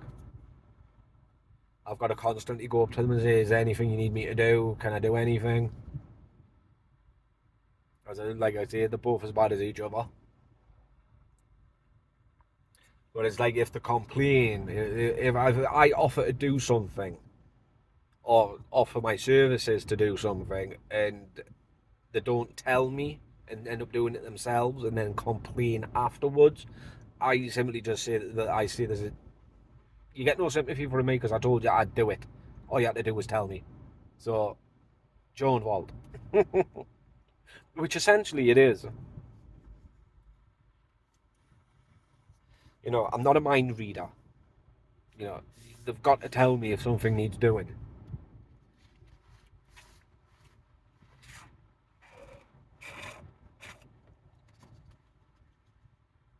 I'm all out of my shake. I'm all out of shake. I'm so lost without it. But yeah, I mean, like I say, we had a good day yesterday, a good night. It was great this morning. You know, now it doesn't feel like we're walking on eggshells. You know, I woke up this morning and felt normal. You know, it was like I was actually happy when I woke up. We actually slept. We didn't wake up until like 7. That'll also contribute to it as well, because we normally awake at like 4 or 5 o'clock in the morning, but we didn't wake up until like 7 or just after 7. So we actually got it. Well, Becca didn't. She was on and off all night, but I got a really good night's sleep. I was like, I didn't want to wake up. I was so exhausted. But we had to get up. We had to start the day. She was gonna cancel her infusion today because she didn't know what time it was. I was like, no, you need to get it done. She's got one more this week, And the reason why is because it's insurance that pays for it. The insurance pays, but with her quitting her job on the 1st, she'll have to pay for it out of pocket herself, and it's like 150 to 200 a pop, like each time. So it would be like just under $400, I would say, a week, and that's 400 she doesn't have. So, but what did you say she can do? She can go to an ER, and what they do is they bill you, but you can pay it off installments. Excuse me, off installments. So that's something else she needs to do today as well, is phone the psych doc, because her mother's offered to pay the 100. Because what it is when you see a doctor out here, you get prescribed all your medication and that, but you don't get another appointment until you've paid your bill. So like you've got to pay for the previous bill. It doesn't just like add on and mount up. And with her telling everyone that she's leaving, that kind of gave him a red flag. Oh, is she going to pay or is she going to bail out? So they says, look, sorry, it's no offence to you, we do trust you, but to get you to see your psych doc next, which is usually just a phone call appointment, she's got to pay a bill off, which is 150. I offered to pay for it, but her mother says that she'll do it. So that's at least that's something. It's the reason why is because when she has a telephone appointment, he'll put in a script for a happy pill that she needs. For that, she gets quite a bit off him. A few meds that she needs, like meds that she needs refilled. So it's just the won't put a script in if she owes them money. But the thing is, even though it's messed up, the medication she's on, you can't come off it cold turkey. So I was like, well, what happens if you don't have enough money to pay for it? And she says, well, she would go cold turkey, even though it's extremely dangerous. I was like, it's like a vicious circle. It's like they get you hooked on medication, say that you need it, but she might not even need it, but they do that just so you pay your bill, so you can get your next lot. I was like, it's disgusting. It is like a vicious circle. But it is what it is. She's got, I reckon, a few times she'll get overwhelmed in the UK. Guaranteed. Definitely. Especially with all the support that she'll end up getting.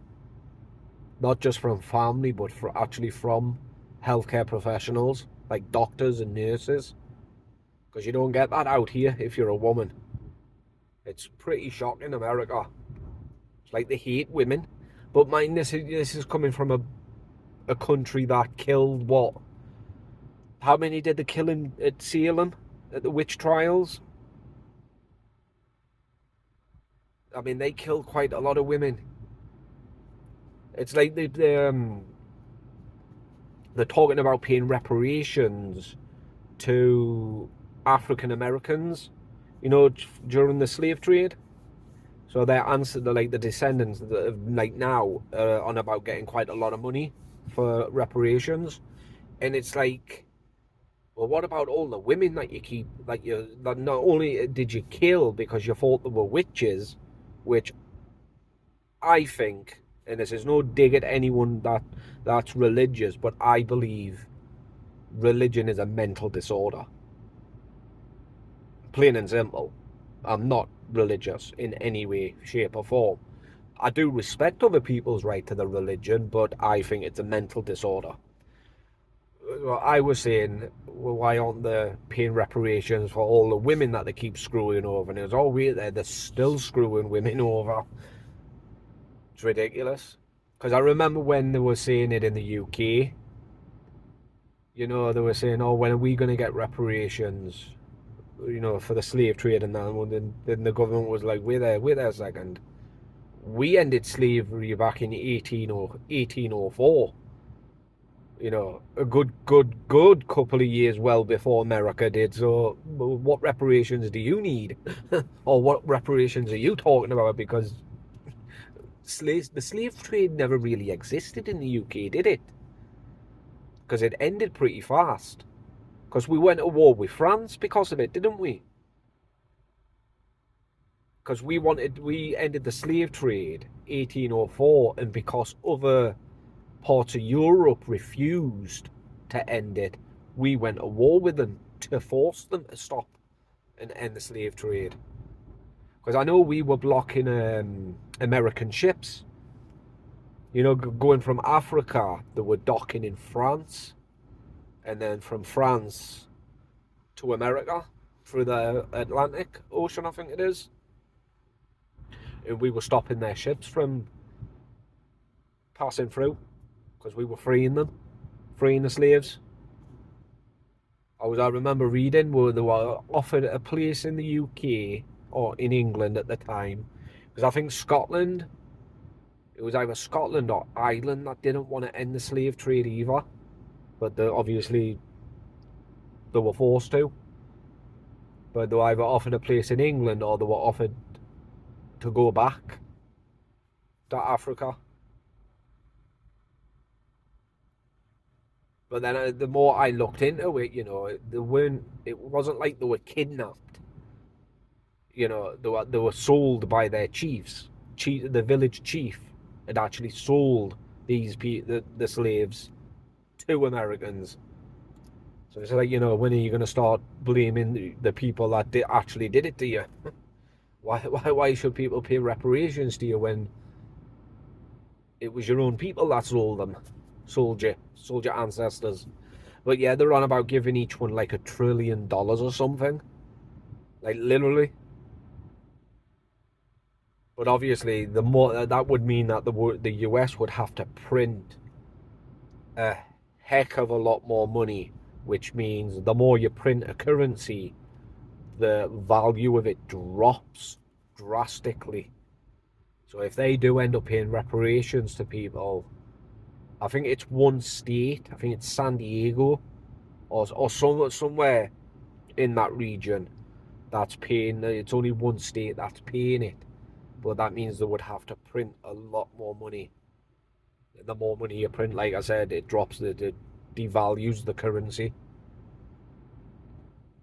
I mean, it's good. It'll be good for tourism because it means you're going to get more money when you change over, but it's bad for America because they've already hit the debt ceiling, or they're way past the debt ceiling.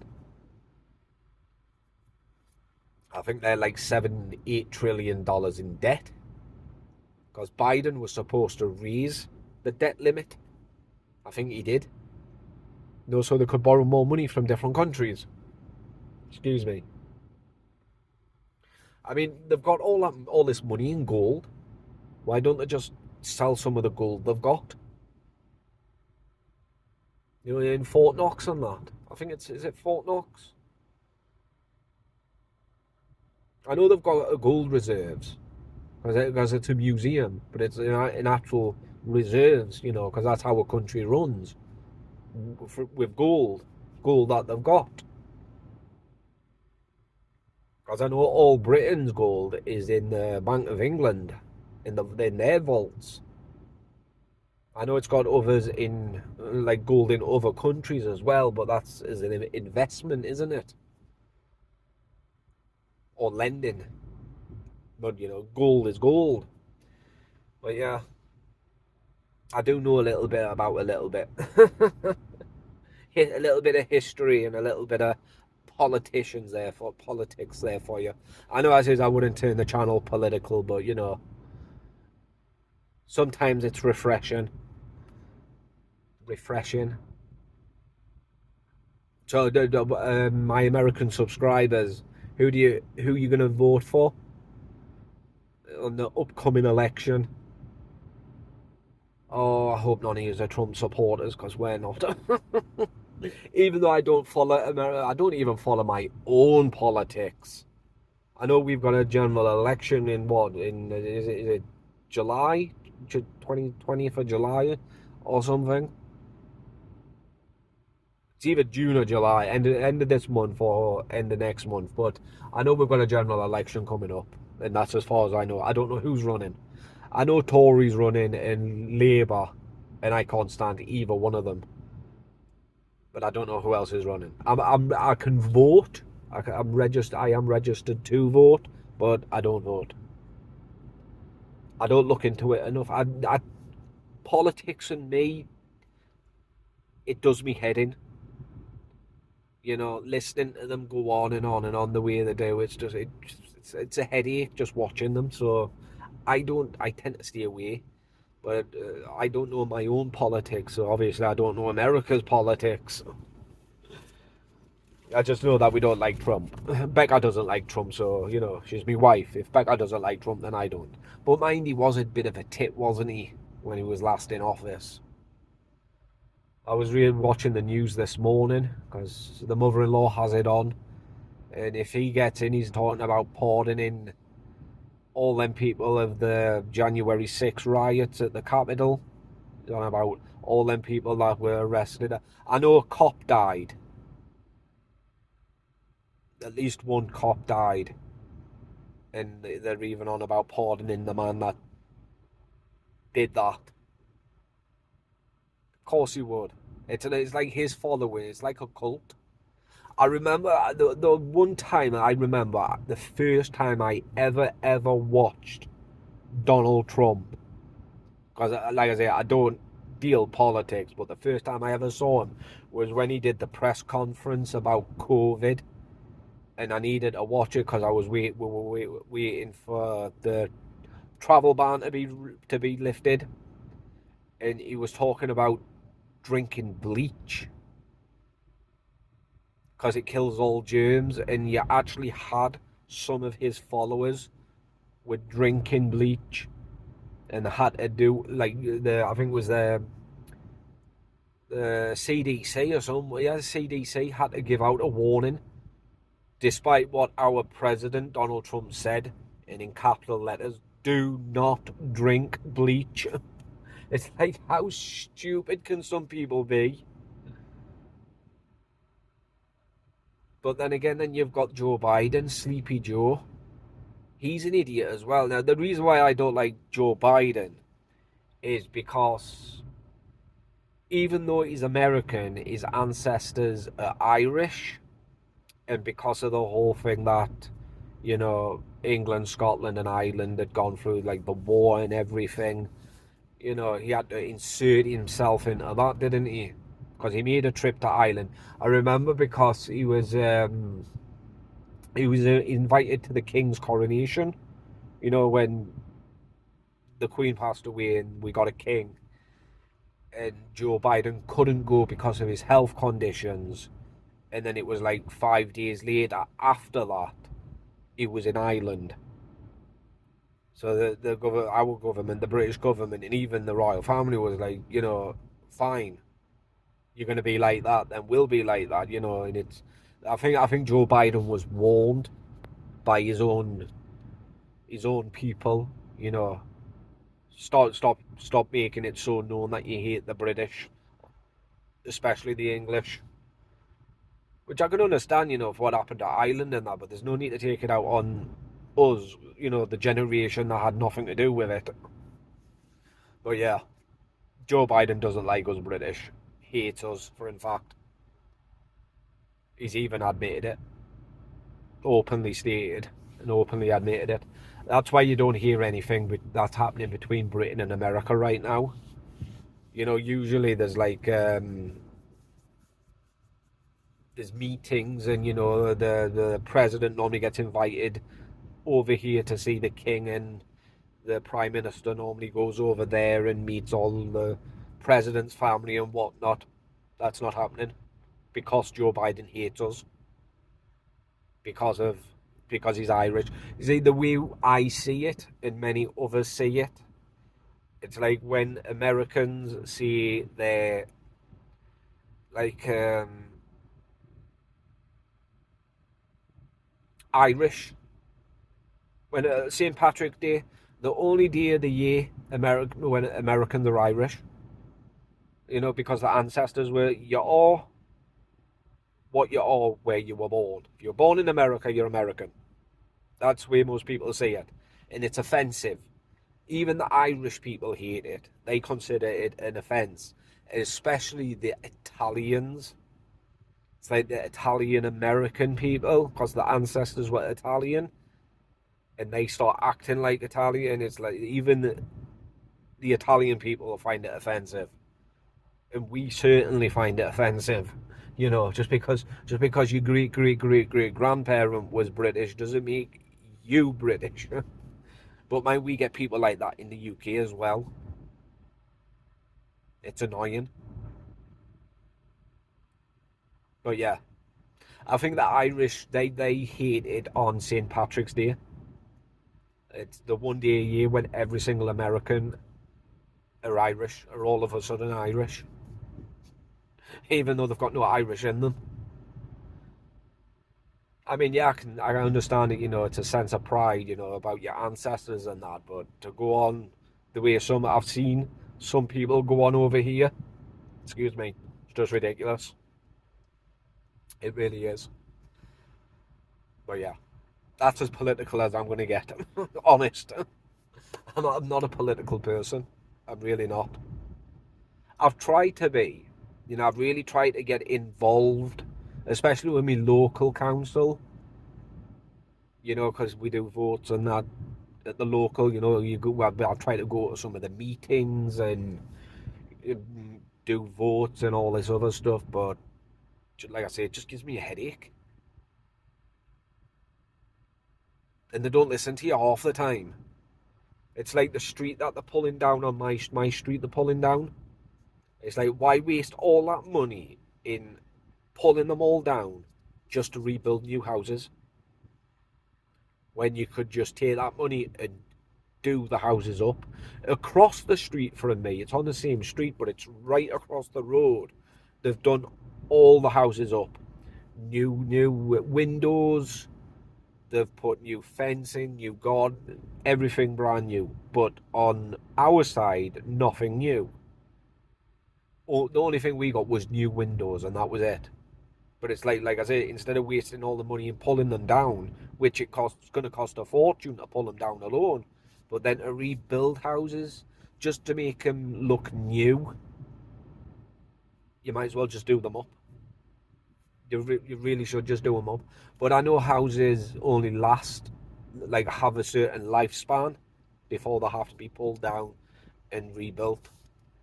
So I don't know if that's it or what, but it's just a waste of taxpayers' money, to be honest with you.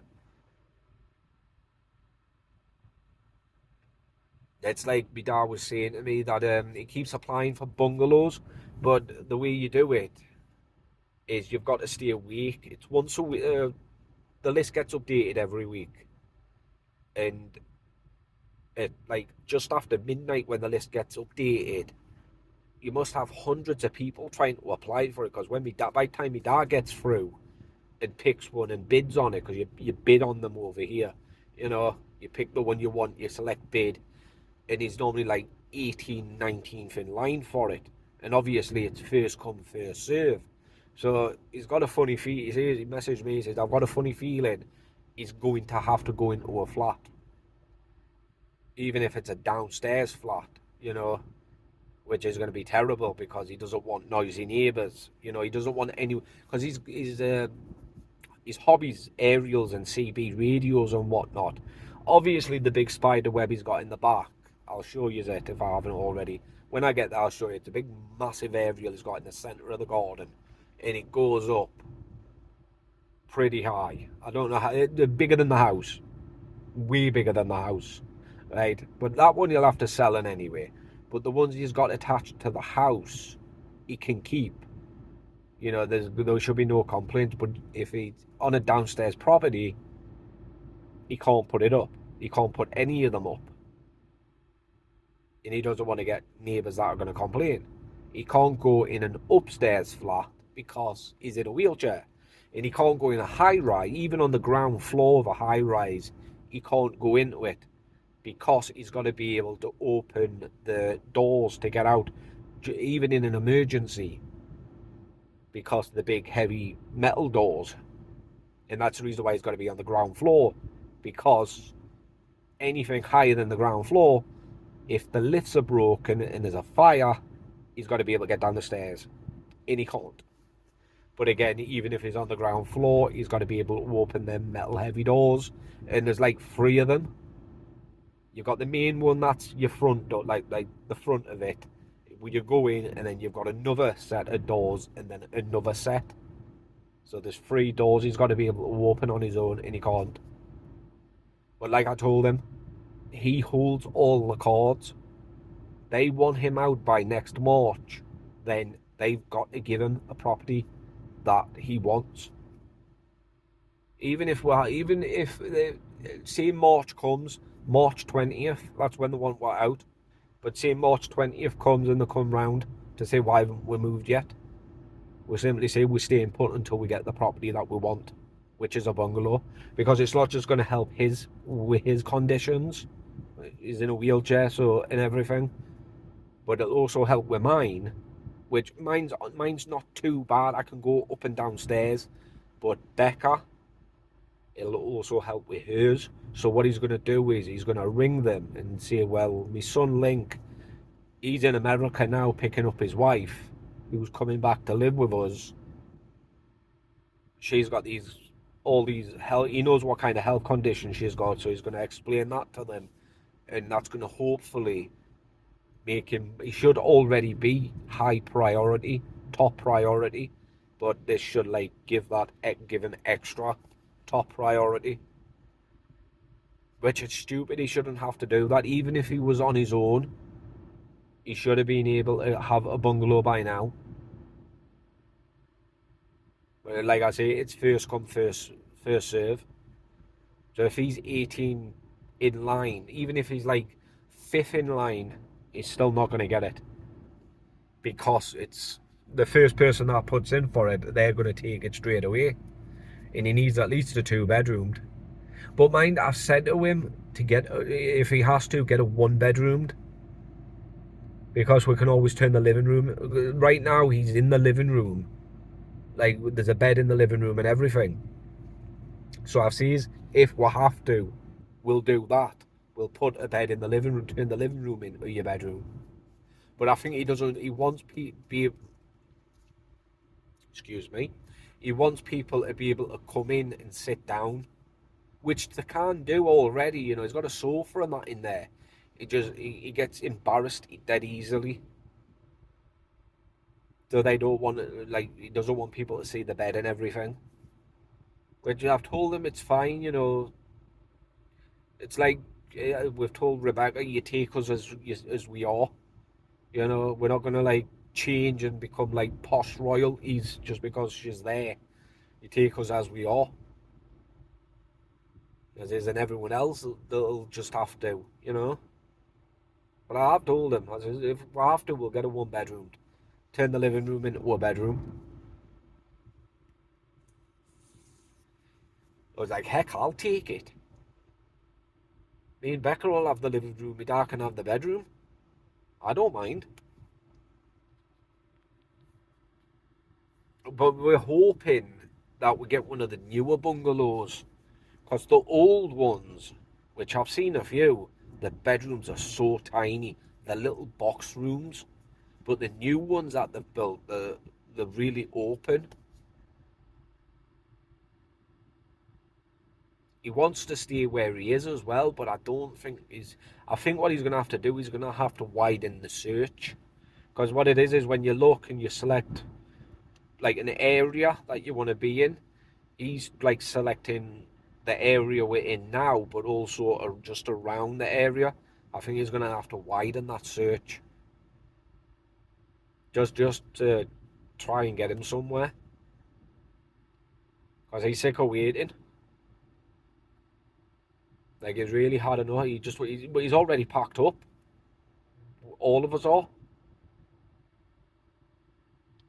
It's like he told me, he says, when you're away and if we move, what do you want taken? So I put everything on my bed. I says, everything on my bed and my bed. Just take the full lot, everything out my room.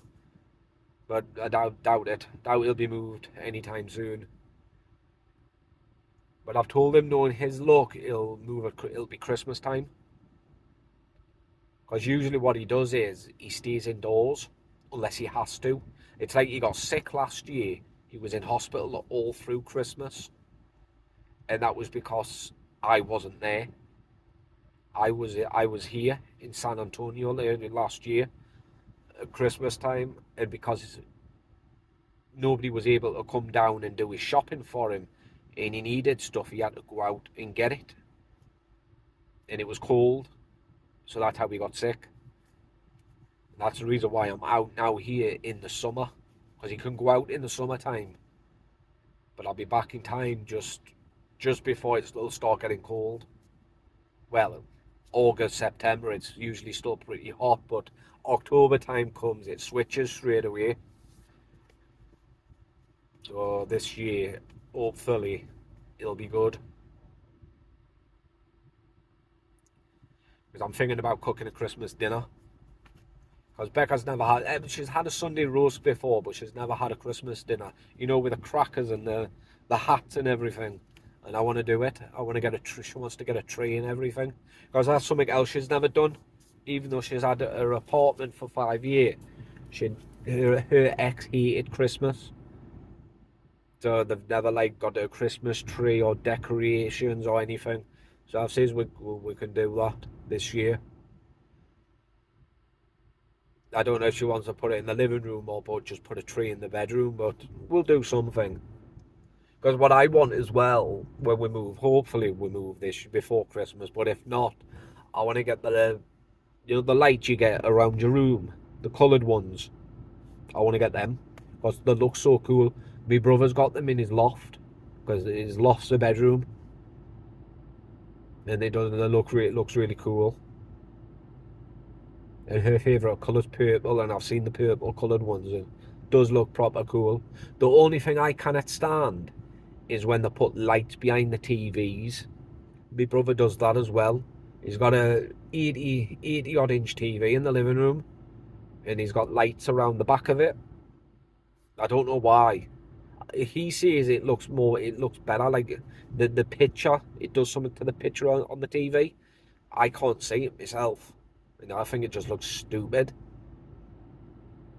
It's like having a night light on whilst you're watching TV. But yeah, I can't see what other people see. But yeah, I've said that we'll get the lights and everything. Christmas, I'll get some tinsel or Christmas decorations and hang them up on the ceiling. Turn it into a proper winter wonderland room. I'm just hoping we're going to be moved by time before Christmas. I really am. Because the property that we're moving into, when we do finally move, we're going to be there permanently. Because even when my dad sadly does go, when he does pass, we're going to stay in the property. But in fact, I think Becca was talking about actually buying it. Because I know after 5 years of living in a council property, you can legally buy it. And there's a thing called the first buyers program, where you only pay a certain percentage of the property's value, and then you own it. I mean, my credit score is good enough that I can buy a house now if I wanted. And the mortgage really isn't that expensive a month. I think I was looking at a 3-bedroomed house, and I think the mortgage repayment back was about $255 a month. And I thought, that's not bad. I can do that easily.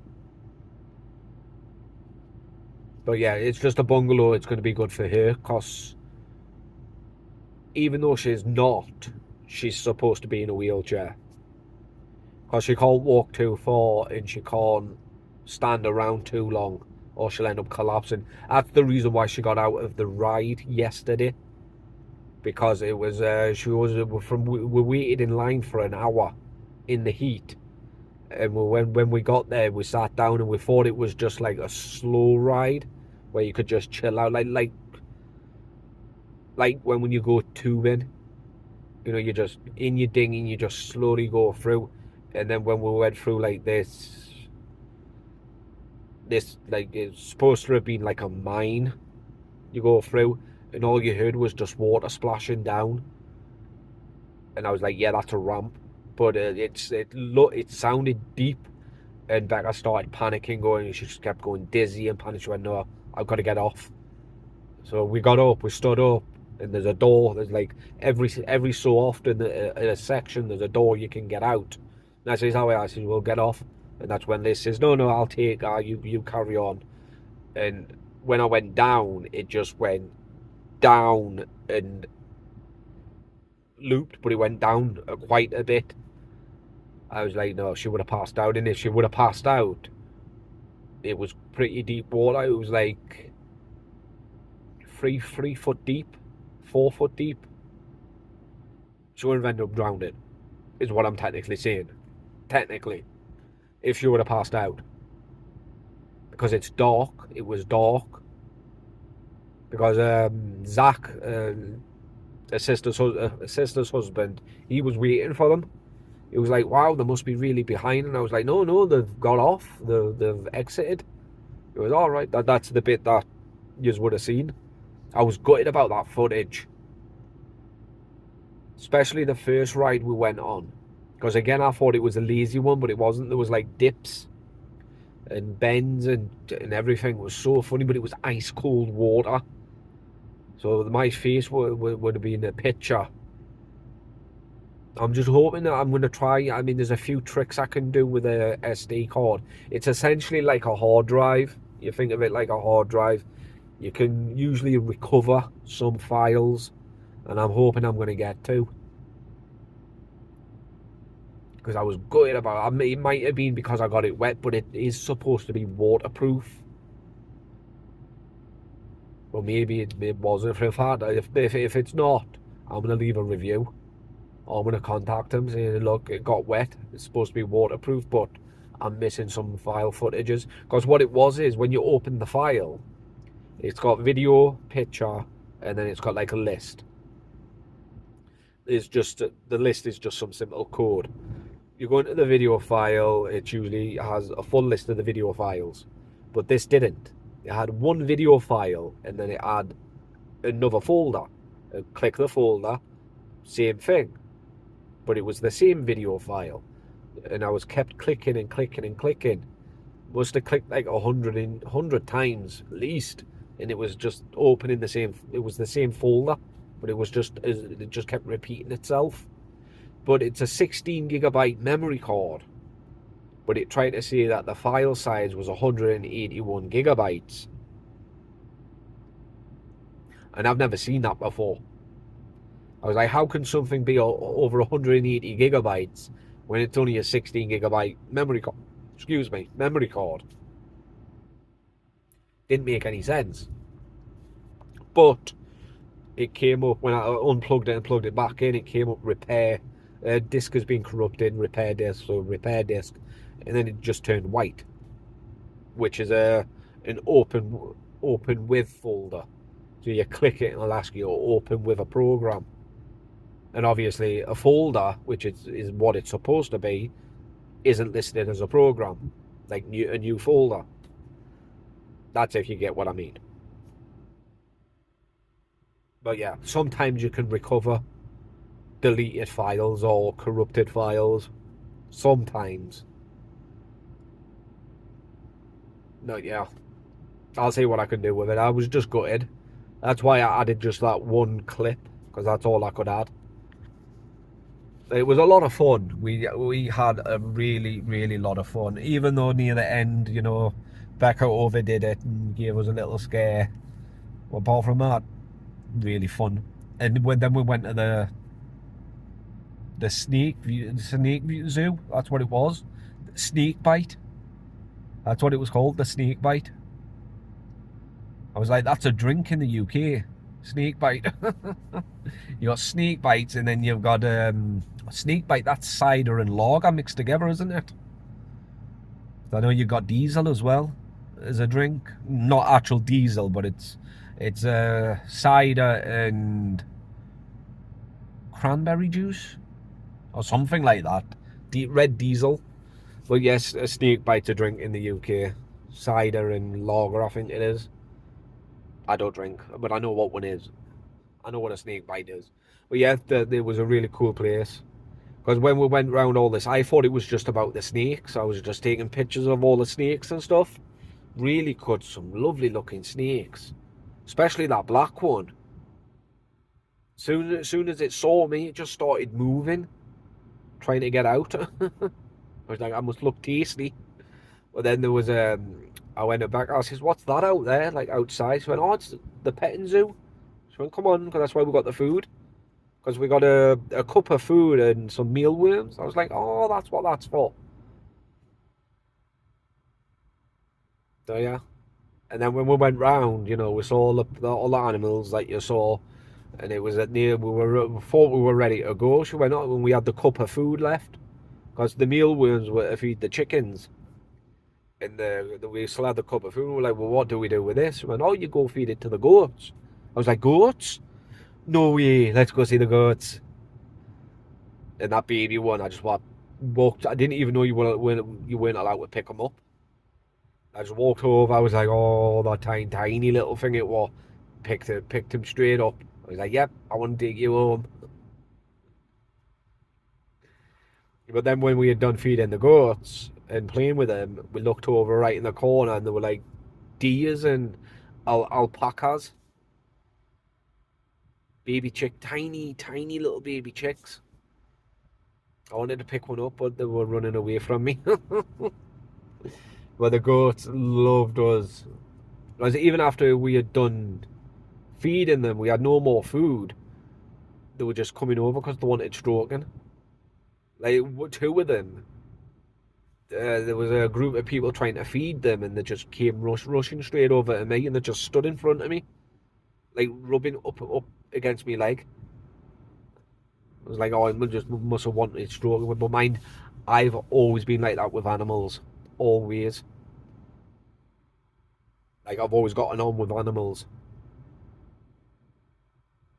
And that little brown one loved the camera. Must have loved seeing itself. It actually stopped the video with its tongue. Not its tongue, sorry, its nose. So yeah, it was a really good day out. Really enjoyed it. I loved every moment of it. It was good memories as well. I think what it is a sister's going to come down because her sister, Liz, is getting this car for free. Her ma's just going to give it to her. So she's going to come down. Her brother Chris is taking us all to the airport because he's got a big truck. So all the suitcases and that can go into in the back. And there's like 7 seats in a truck. So there's plenty of seats as well. And Liz is gonna follow up to the airport in this car, just to say farewell. Obviously, because everyone wants to do it. But yeah, should be fun.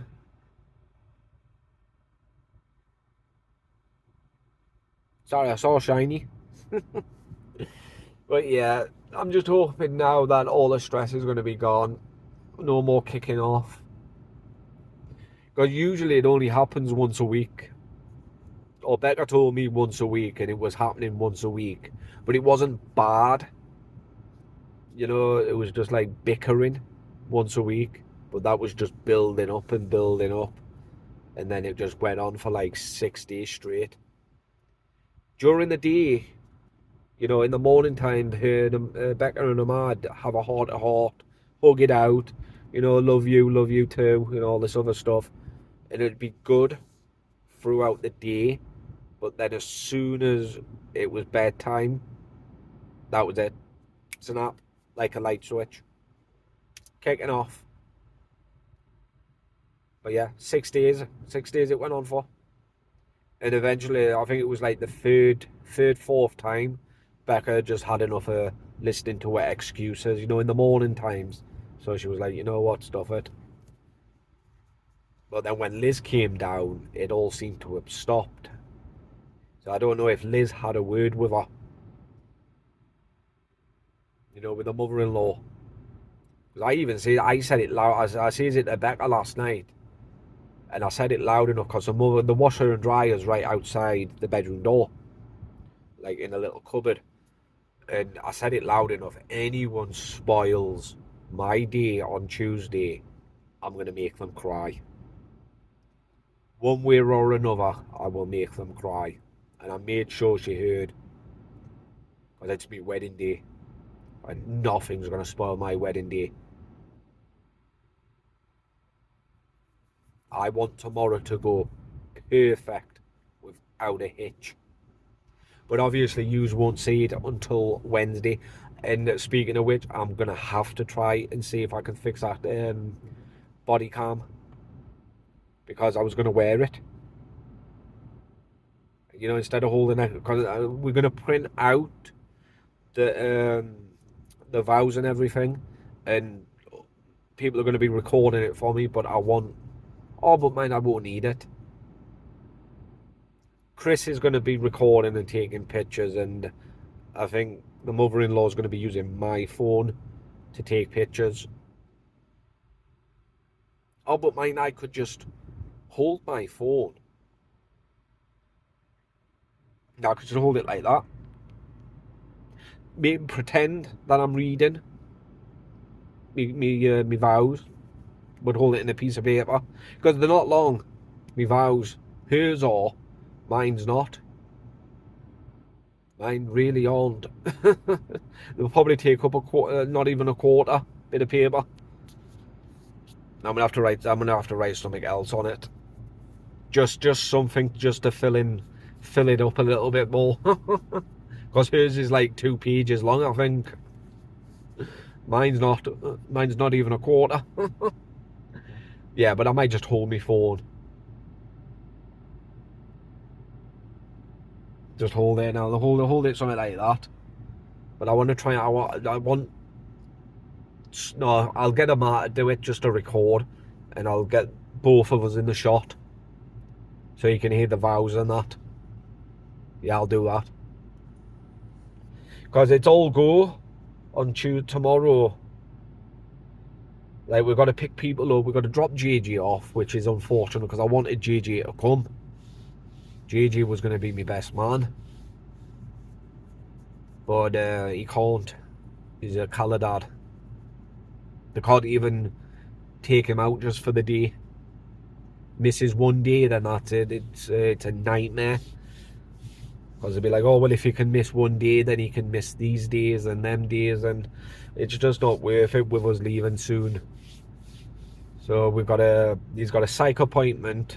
So he's got to go to that early in the morning. Then drop him off at Colour Dad. Then we've got to go pick a sister, Ali, up. It's not really a sister, but they class each other as sisters. Ali. And then we're meeting a brother at the... It's not a church. It's a courthouse, I think it is. But I think it's a priest that's doing the ceremony. But then it is on... we were going to do it the same day, but we're all going to go out to get a bite to eat. I'm getting a surf and turf because I've never had one. Steak and lobster. So we were going to do it on Wednesday. But I think she's busy Wednesday, so it might be Thursday. Because she's got an infusion on either Thursday or Friday.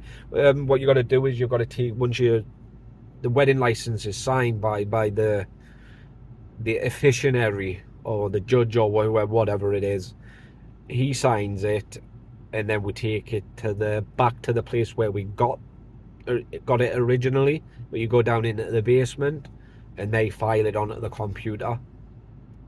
They keep that copy of it, and you print out a couple of copies for us. They say that you only need one, but it'll be best to get 2 or 3. I think that was just them trying to make more money out of people. But again, it is always best to have a backup on hand. That's what we're going to do. I think we're going to get 3 of them printed out. Because I think it's 180, which I've already got for tomorrow, and then it's 75 to file it, to make it it'll be legal, but when you file it, it makes it legal in the state of Texas, or in the United States of America. You know, we'll be officially married in the eyes of God, as they say, but to make it a legal marriage, it has to be filed. Because all they do is scan it and it uploads it to the computer with all the documents we gave them, you know, the photocopies of the passports and the ID and that. Gets entered into the system, and that's it.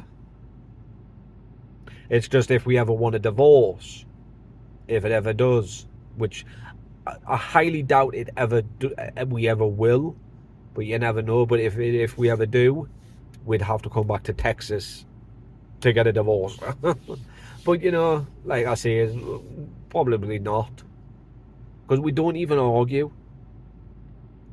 I mean, yeah, we've been in huffs with each other, or we've been in huffs and taken it out on one another, you know, with the mother-in-law, but that's as bad as it's gotten. We've never fought. We've never even... We had a bit of a lover's tiff once, but that was because she didn't take a happy pill. So everything was annoying her, even her own breathing. But that was it. That's the worst it's ever gotten. I'm not an argumentative person. I've done all my fighting. You know, I've done all that in the past. You know, now it's time that I enjoy life.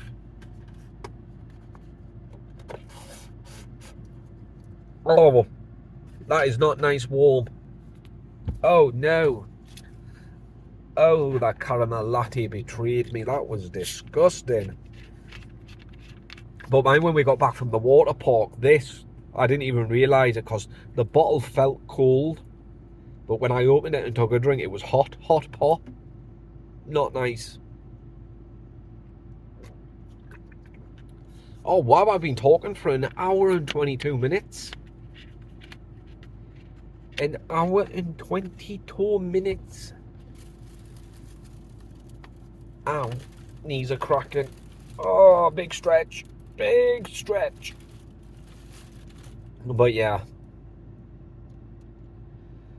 I know I says that I had a few videos to do because Rebecca Wakefield's back, and it was dead funny.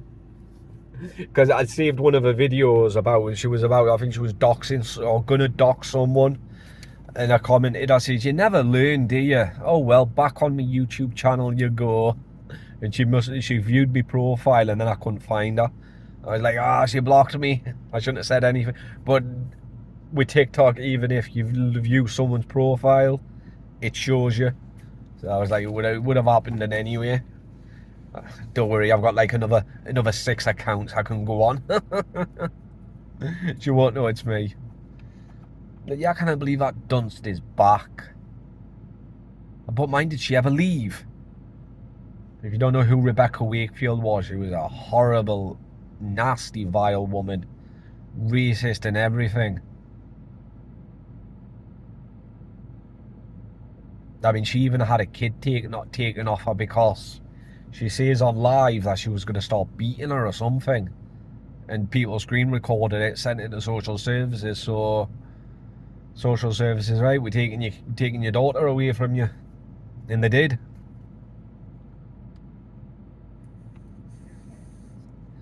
But Kimberly...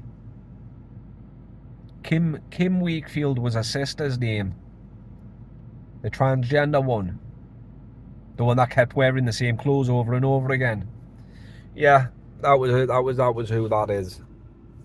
Because I thought the sister was called Rebecca, but it's not. It was her. I just couldn't think of what a sister was called. Kimberly.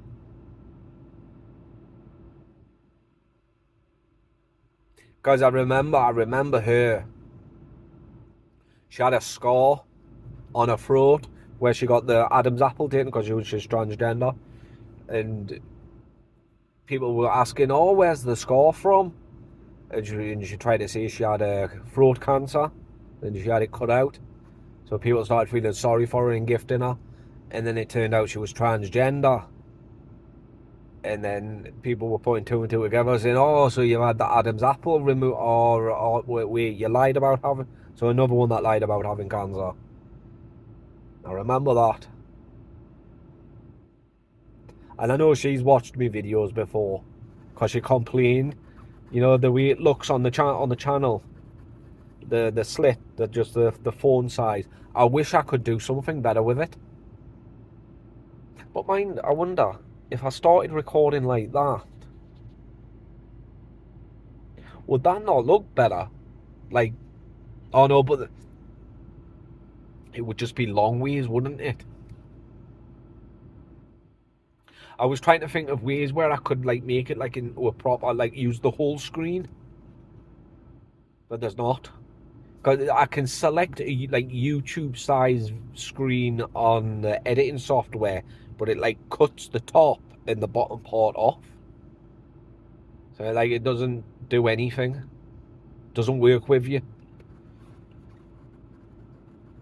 But mind, I've seen other YouTubers where they use the phone and they've managed to have use the entire screen.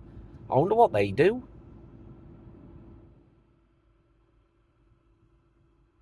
I'll be back. I'm going to do a test. Right, so this is the test. Long ways. I'm used to looking at the camera. That's why I'm looking up there. The camera's there. But yeah, this is a test, right? Keep it like that. See what it's like. And then what I'll do is I'll add this bit to the editing software and see what it's like when I upload it to YouTube. So yeah, I'll see what that's like. I'm hoping it works. If it does, then I'll start doing vlogs like that. Just hold it sideways. If it's going to actually use the full screen instead of just the phone size slit, then I'll do that. 100% will I? It'll take some time getting used to, you know, with the camera being there. But I'll do it. But mind, I know a YouTuber that uses the back camera. Because the back camera is obviously better than the front camera. Obviously. But yeah, I think I've done story time enough. I'm just waiting for it to come out. I think she's got about another 40 minutes to go. Because what I was going to do is I was going to quickly go live on TikTok. And see who's on. Ow. Oh, actually, that's something I can do. I can see if I've been paid. Because for some reason my bank says incoming payment today, but it doesn't give me a time. So I shall be back, because if I've been paid, I can pay everyone. Be 2 tick. Oh, so I went live for a bit. That was cool. I made a buck. I made a buck. $1. Oh, that was so good, so cool. Everyone's saying congratulations for tomorrow. I can't wait. It's going to be awesome. So she should be out in the next 10 minutes or so. I just thought, you know, whilst I was checking everything, I thought, you know what, I'll go live on TikTok real quick. See how everyone is. You know, because everyone, with us being 6 hours behind the UK, to go live, you've got to time it perfectly. So I thought I'll just go on quickly and see how everyone is. But, you know, I'll upload them. I'll upload them to YouTube. I know the first one where me and Becca went live, it was up for an hour, but I've got to edit something out of it. Some reason somebody got added. I added someone onto the chat whilst me and Hattie Joe and Rash Attack were talking, and they just said the most vile stuff. Like, seriously, they were using the N-word and everything. So I was like, block. get off my live. So I've just got to edit that bit out. But yeah, I'll upload it. I know some of you have asked me to upload it, so I will. And I'll upload that one. I was only on it for like 15 minutes or so, 10, 15 minutes. But I'll add it to the other one. I keep forgetting, because I'm do videos and I can vape. I keep forgetting I can't vape on live. But they were supposed to have changed the rules, because I've seen people vape on live. I actually remember it was one of G Crew's live I was watching, and he was vaping on live saying, oh yeah, you can vape now, they've changed the rules. And you know, he didn't get any warnings or anything, but a tiny bit of smoke goes past my screen, that's it, instantly, warning. And I nearly got trolled. There's this one TikToker. He's so funny, but he'll go around. His name is named himself Notifications, and he'll comment notification. So it'll come up notification. Permanent ban incoming if your live does not end in 3 minutes. And some people believe it, but I've already seen his videos and I like them. So as soon as I seen it, I was notified. I was like, you can't trick me. I've seen your videos. But yeah, it is funny, you know, people calling themselves notification and that happening. Because it has tricked a few people where they've ended the live thinking, crap, I'm going to get banned. It is funny. Now that's a troll. And I've not seen it yet, because I've not seen any videos on TikTok yet, but for some reason, Tan Tuna Khan has had Kevin dress up as a woman today, or yesterday for you, and go out and about doing God knows what. I don't know, I've not seen any videos, but I will. But why would he dress up as a woman? Like, I'm honestly convinced that man, that Tan Tuna Khan has something on Kevin, because he is petrified to say no to her, even if it's something as stupid as dress up as a woman and go walk about, like, in public. He is definitely scared of her.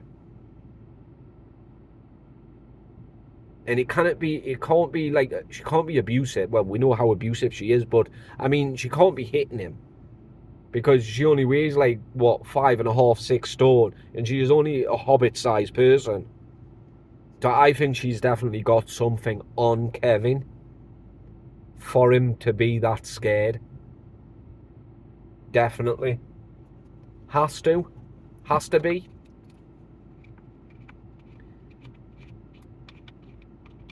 Because you'd think when they break up, because they're supposed to have already been broken up again, but he's been at hers this past weekend, going live and everything at hers. So, you know, it's like, who are you trying to fool at this point? But if he keeps going back to her, she must be threatening him. You know, like, oh, if you don't come back to me, or if you don't listen to what I say, I'm going to release all this information. So it's like, it's at the point now where he's just trying to keep her happy, so she doesn't release any information. Because, excuse me, the video that got released on YouTube before it got taken down, people were saying that the ones that had managed to see parts of it, it was a phone call, and he was begging her not to say anything, because if they do, then it's an automatic prison sentence for him. And it's like, what could it possibly be that she's got on him? And if she does have information on him, and she's using it in a manipulating way, then obviously she can get into trouble for that. You know, like blackmailing him, because that's also bad. But it's also bad that she's got information on him and she's not doing the right thing by handing it over to the correct authorities. You know what I mean? Especially if it's something involving children, or anything. Even if it's not, If it's something that he's done that's bad, where it's going to be an automatic prison sentence, then she's disgusting for not handing it to the correct authorities. You know, if he's broken the law. Because she should be. Instead of using it to blackmail him. I mean, you could be the worst person in the in the entire world. You should never be blackmailed or made to feel scared in a what's supposed to be a relationship. You know what I mean? I mean, how many times has people stuck up for women in abusive relationships?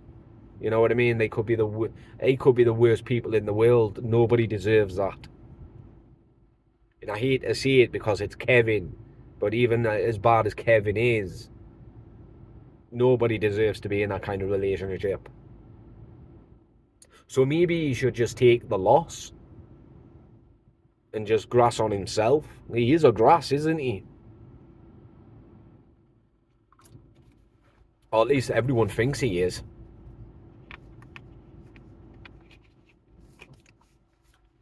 But, you know, I guess it's what they're into, I suppose.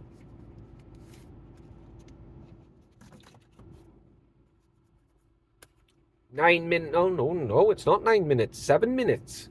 That's if they haven't overfilled the bag. I know this infusion place, it's for everyone, but I see a lot of women going in. More women than men. I've seen a few men coming in and out.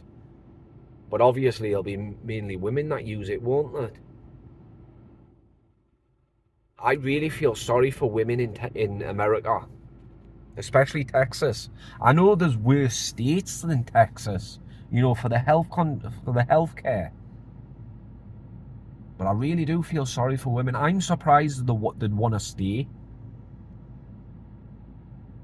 It's like I don't get why people risk their lives to sneak into the country. I can understand why they risk their lives to get into Britain. You know, free healthcare at least. You know what I mean? You know, they get a house, a car, thousands of pounds in the bank, everything. But I don't know why people risk their lives to come into the States. It's not worth it. But mind, I started coming to America because I was hooked on by what I saw on TV and in the movies. You know, that's what got me intrigued by it. And the stories I heard from American soldiers and everything. That got me actually hooked. And the first time I came out, it was amazing experience. I was in Boston. And then I came out the second time, Boston again. And then the third and fourth time, it was Vermont. But Vermont, I mean, the second, no, sorry, it was, I went to Vermont 3 times. The first and second time was okay.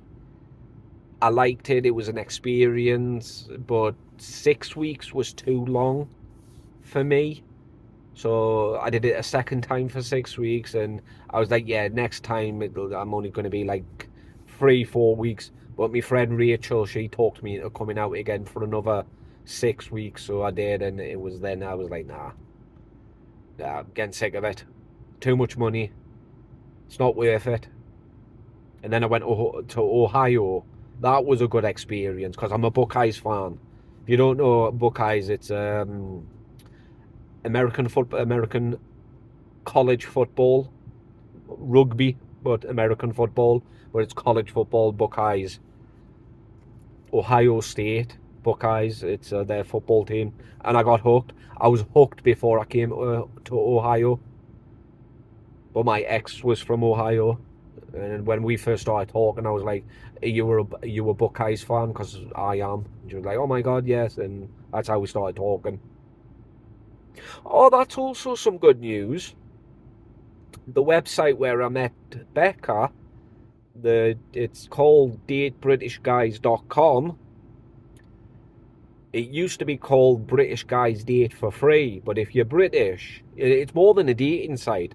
Like I say, I've used it to meet friends and everything. I've got a good few friends off using that site. But if you prove you're British, it's all free. You know, driver's license, passport, all you do is cover up some sensitive information, like your passport number and whatnot. You just prove like you're British, it's all free. But that's how I met Becca. But the good news is they're coming out with, they're revamping the whole entire website and making an app and everything, and they're calling it something different. I don't know what, but they've said that I'll be an official partner. An official partner. So if I make some videos, you know, upload them to YouTube, you know, just talking about the website and my experiences on it, you know, thanks to that website is how I met Becca, and I'm getting married to her, you know, I love her a bit. You know, I basically, I promote it. They get to use that videos on their website of me promoting it, and any money that they get, I get 50%. So it's technically a brand deal or a sponsorship deal or whatever, but it's not. It's a partnership. I'll actually be partnered with them, so I'll be the one doing the promotion on my channel. Because when I first talked about it, the website got quite a bit of traffic, and I think it was the first vlog I did. I told people, I think it was either the first vlog or it was in a reaction video that I was talking about it, and I told you what it was called. And that day, it got quite a lot of traffic. So they were like, you know, if you do actually promote us, we'll make you a partner, but only when it's revamped, because they're going to call it something different. It used to be called British Guys Date for Free, and then it was Date British Guys. But then it started being more than just British. It was worldwide. So they're going to call it something different. So when the new website comes out and everything, I'm going to just do what I can to promote it. You know, like you'll see in videos, you know, halfway through, hey guys, this video is sponsored by such and such, you know, show you what it is. That'll be essentially what it is. And I'll do it in every other video, in reaction video. It'll be the same thing. I'll do it professionally, but I'll use the same video. I'll do a couple of videos, and I'll just keep mix and matching them in every other video, just to promote it, because it does deserve the promotion. It really does. They were listed. I found out about that website on the BBC, because they were in the news about it.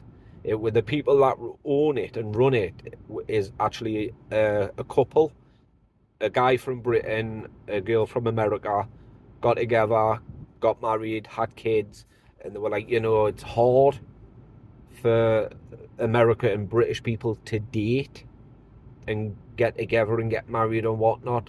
So they thought of brainstormed ways to help other people. So it was a dating website.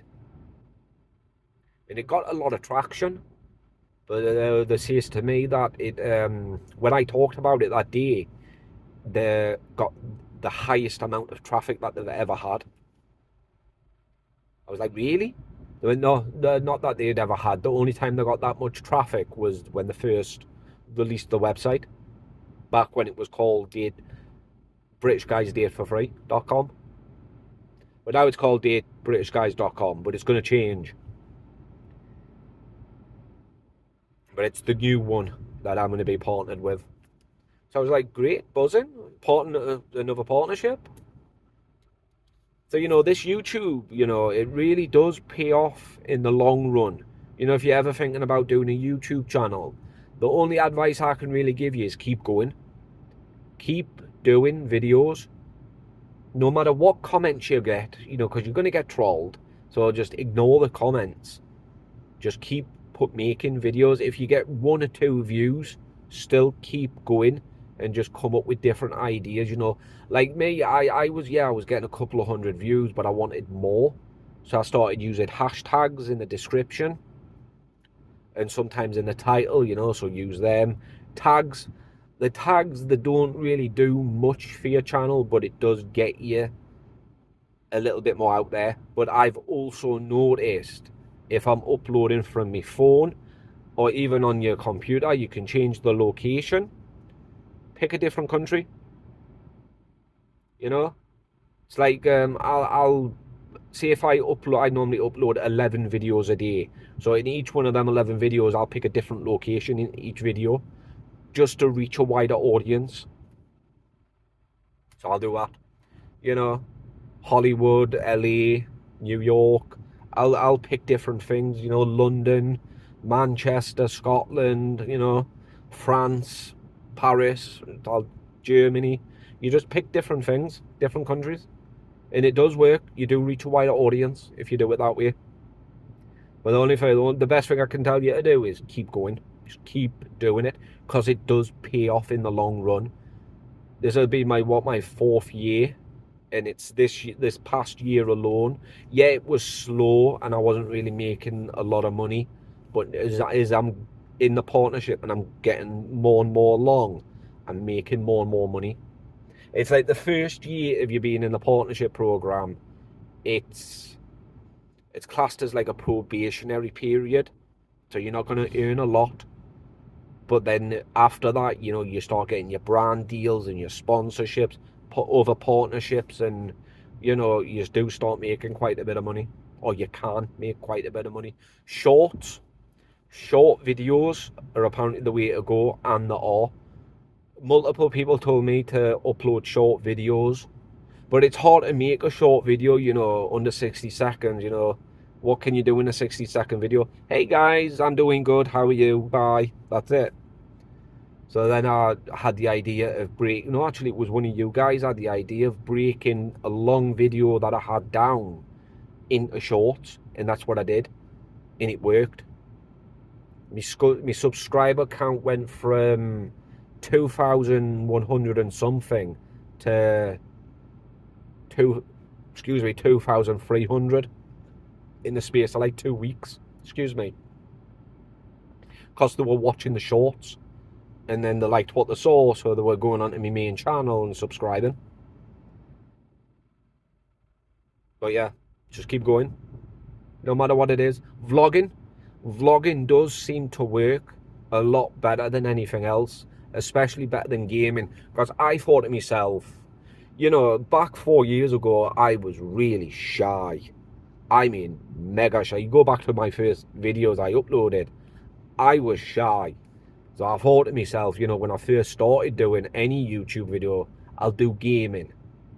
So I went from just uploading gaming videos to uploading gaming videos, but with a micro, like I was talking, you just couldn't see me. And then that didn't work. I was getting a couple of hundred views and that, but you know, I started off at like 300 subscribers, but then I deleted everything, revamped the channel, renamed it, added a different about me section and everything, and started doing TikTok videos, uploading drama videos. And that's when it was one day I was on like 300 and something subscribers. I was uploading, I was getting thousands of views, and it was just one day I woke up and I had like, I think it was 1,000, just over 1,000 subscribers. I was like, what? Jesus, seriously? And that's when it came up. Congratulations, you can now apply for YouTube partnership program. I was like, really? But because I never was talking in them, I got into the partnership at first, but then I kept getting hit with reused content. And that's when, because nobody would tell me what I needed to do. I was new at all this. But then somebody did. They went, you need to talk in your videos and add a video of yourself. Like, do a commentary. I was like, so I did. And that was a year ago. And it's been fun ever since. It really has. I miss doing the commentary on drama videos. Can't wait to get back to do it. But you know, the vlogs, they've kept me going. You know, I know you guys really enjoyed these vlogs, which I am glad. Because if you didn't, then the channel will just go quiet for a few months until I get back. Oops.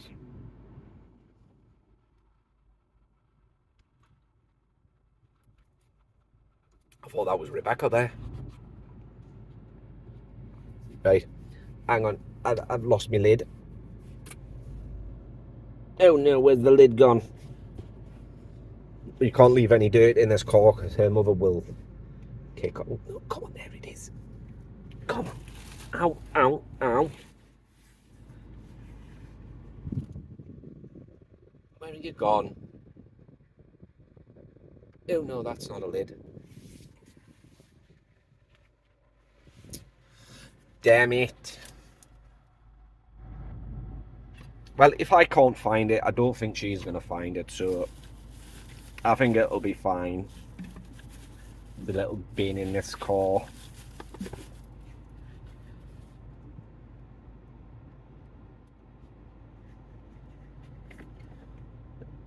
Oh no, that's that button. Sorry, I'm pressing buttons. Ah, there you go. Oh, is that as far as it goes back? Nah, stuff it. Stuff it.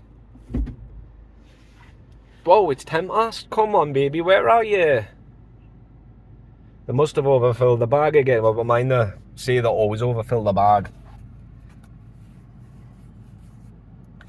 But yeah, I can't even remember what I was talking about. Oh, YouTube. Yes, YouTube. Keep going. Just keep going. That's all I can tell you. Even if you get into the partnership and you keep getting kicked out of it, keep applying for it. Even if you have to keep deleting videos and then redoing them and other stuff, just keep going. And there's a trick. There's a couple of tricks actually I've learned to monetize your videos, but that's not for public knowledge. I don't want them to fix it. There's a couple of ways you can do it.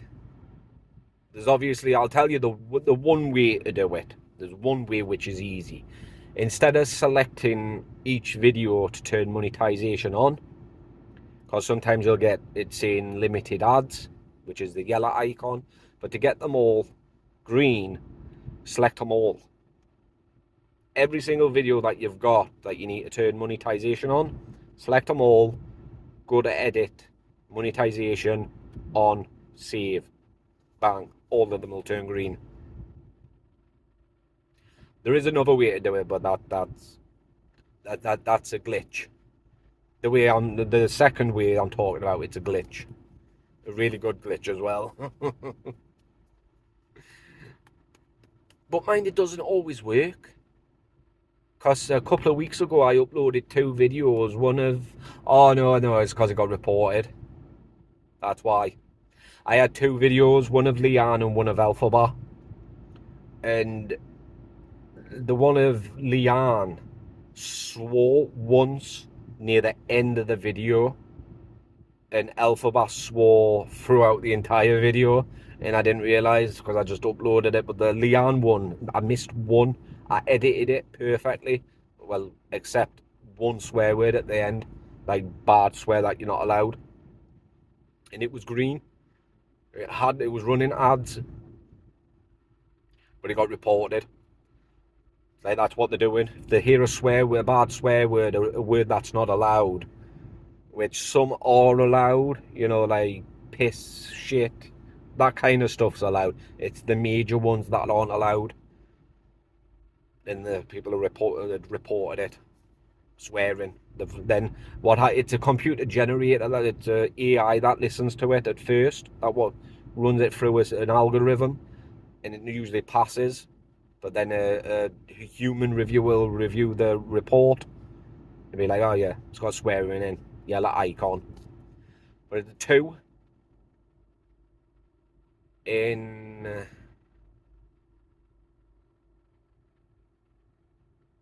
nearly 7 months, 2 videos have had limited ads on it in 7 months. 7 months they've all been green. I've had the green light. So it kind of broke my streak. I know I'm sharing some revenue with some on some videos. That's just because of the music. It's like yesterday's vlog. I thought I would have been hit with a copyright strike because there was music in the store in Walmart, and I thought I would have been hit with a copyright strike, but nothing showed up. So, but yeah, 12 minutes past. Come on, baby. We got stuff we need to do. Like a lot of stuff. We got phone calls to make and everything.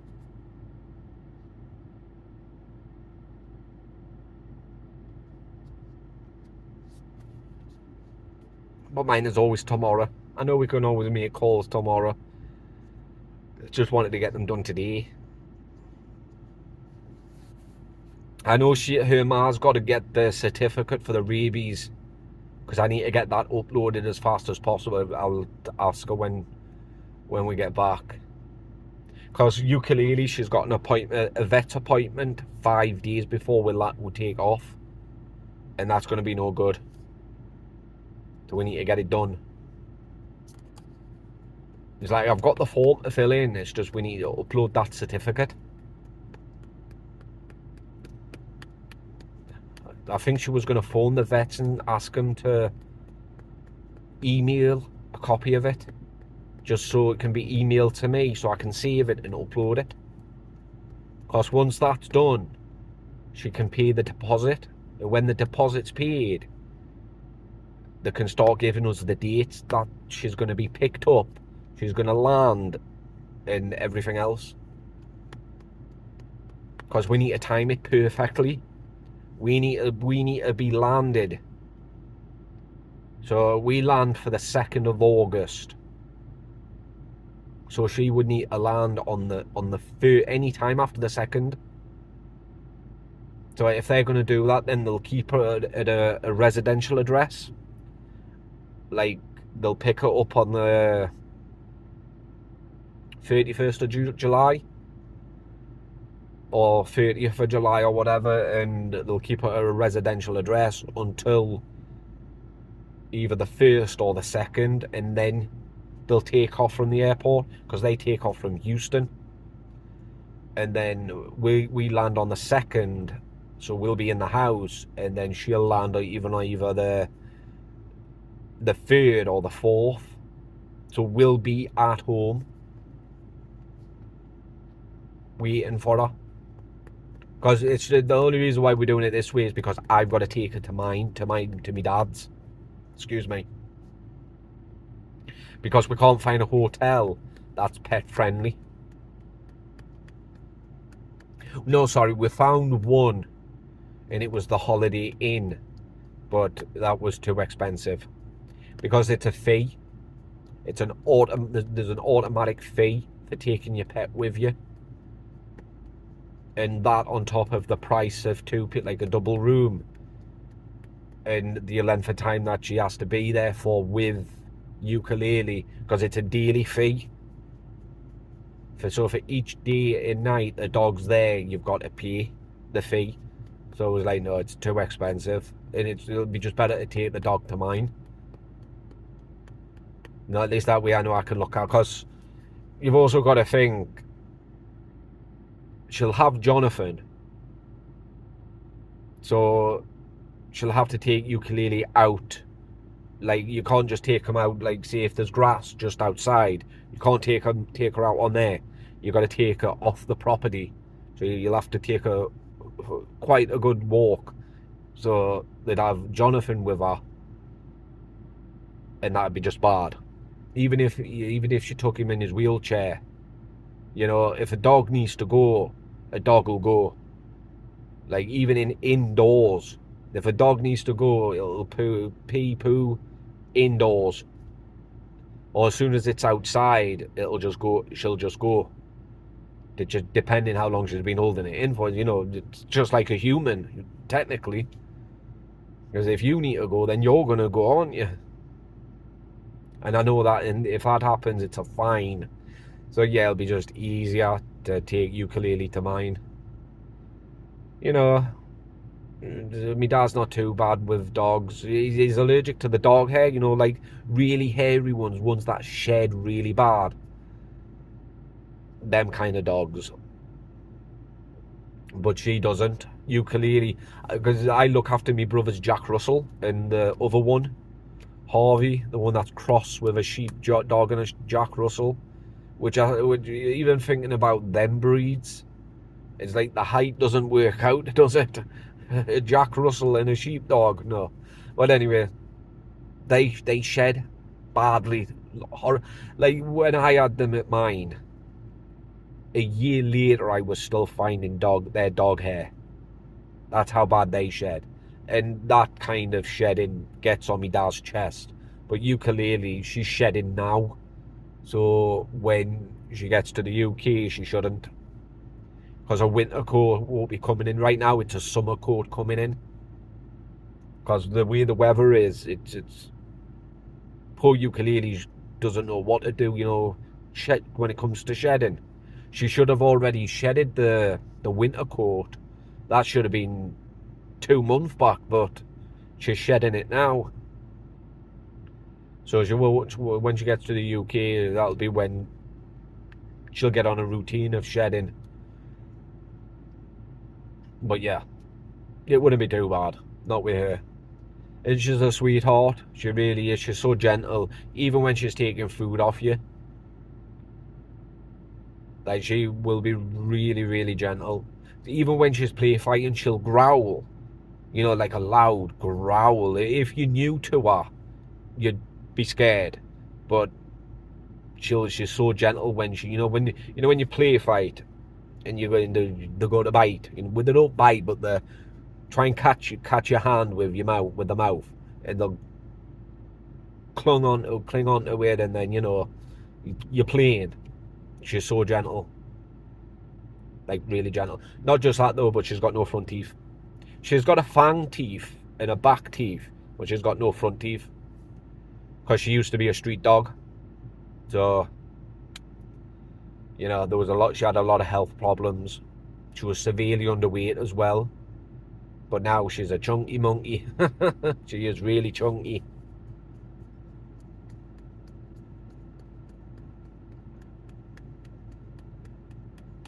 Come on, babe, it's 20 past.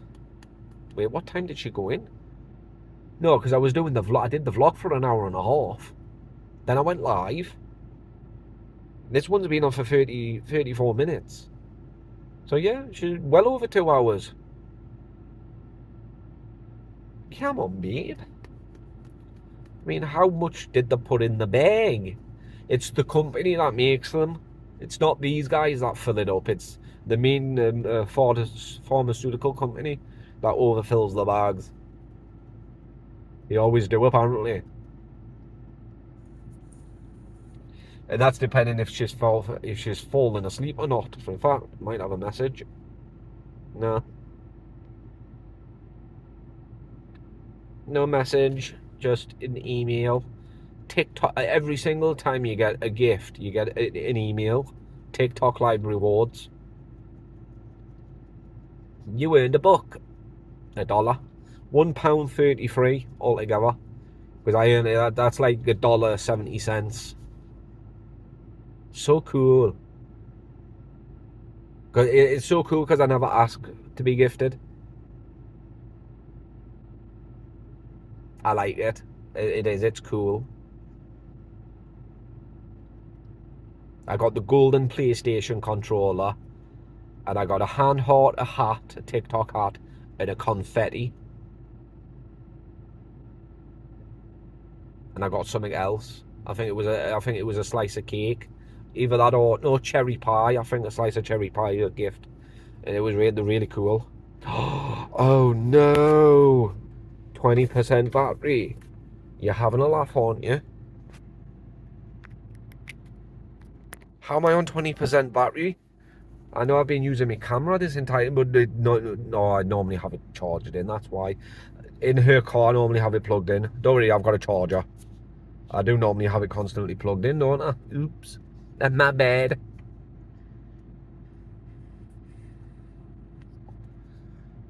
Just waiting for her, obviously. So anyway, I haven't even asked, how are you guys doing? Is doing good? Did you get up to much at the weekend? And what are you guys doing this week? I'm getting married tomorrow. Can't believe I'm getting married. I was telling Becca, like, even a few months, not a few months back, last year, I was like last year and the year before, and that, you know, watching Kevin and Tan Tuna Can, I was always questioning, you know, what's wrong with me. You know, I was always thinking there was something wrong with me. You know, if someone like Kevin and Tanya can find love, or their messed up version of love, there's something wrong with me. And I was telling her, you know, it was you guys that were always saying your time will come. The right person's out there for you. Just wait. Just bide your time. And you were right. And now I'm getting married. I'm actually going to get married. I'm going to be someone's husband. God, it's such a huge responsibility. Not really. It's not really, but you know what I mean. I'm going to be in charge of a wife. Joking. And because neither one of us can have kids, we're talking about adopting. Not yet. Because she wants to be a doctor, a neuropsychologist. So she wants to get a PhD, but she wants to get a master's degree at least first before we adopt. Because she's already got her associate's degree, or she's one credit from getting an associate's. And the next one's her bachelor's, and then it's a master's, and then it's a PhD. But the thing that intrigued her about the UK was not only do you get your PhD quicker, but you don't start paying back any student debts until you get a job in your field. You're earning over X amount of money a year, which I think for neuropsychologist it's 25 to 30 grand. You've got to earn over 25 to 30 grand a year before you start paying it back. But you've got to be working for a year first. So you get your first year out the way, and then after your second year, you start paying it back. She was like, that's so much better. I was like, well, it is. Because here, you can't progress to the next level until you've paid off your previous student debt. It's like she couldn't get she got her associates, but she owed them 6 grand. There she is. Yeah, she owed them 6 grand, and she needs to pay that before she can go back to college or go back to school. Hey, baby. Hey, honey. You okay? Yeah. Good. Check it out. You took a nap? Yeah. Yeah, no, that's the way it works. I was just telling them about how the school works here and how it works differently in the UK. Yeah.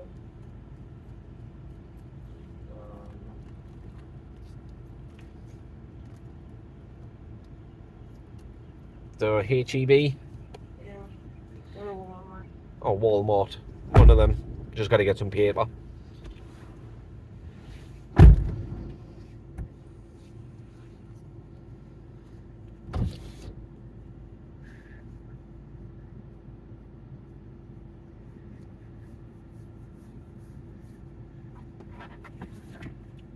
So you're well rested?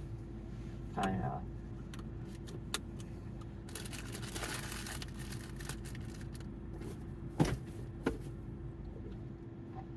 Wee. Right. Toodles for now.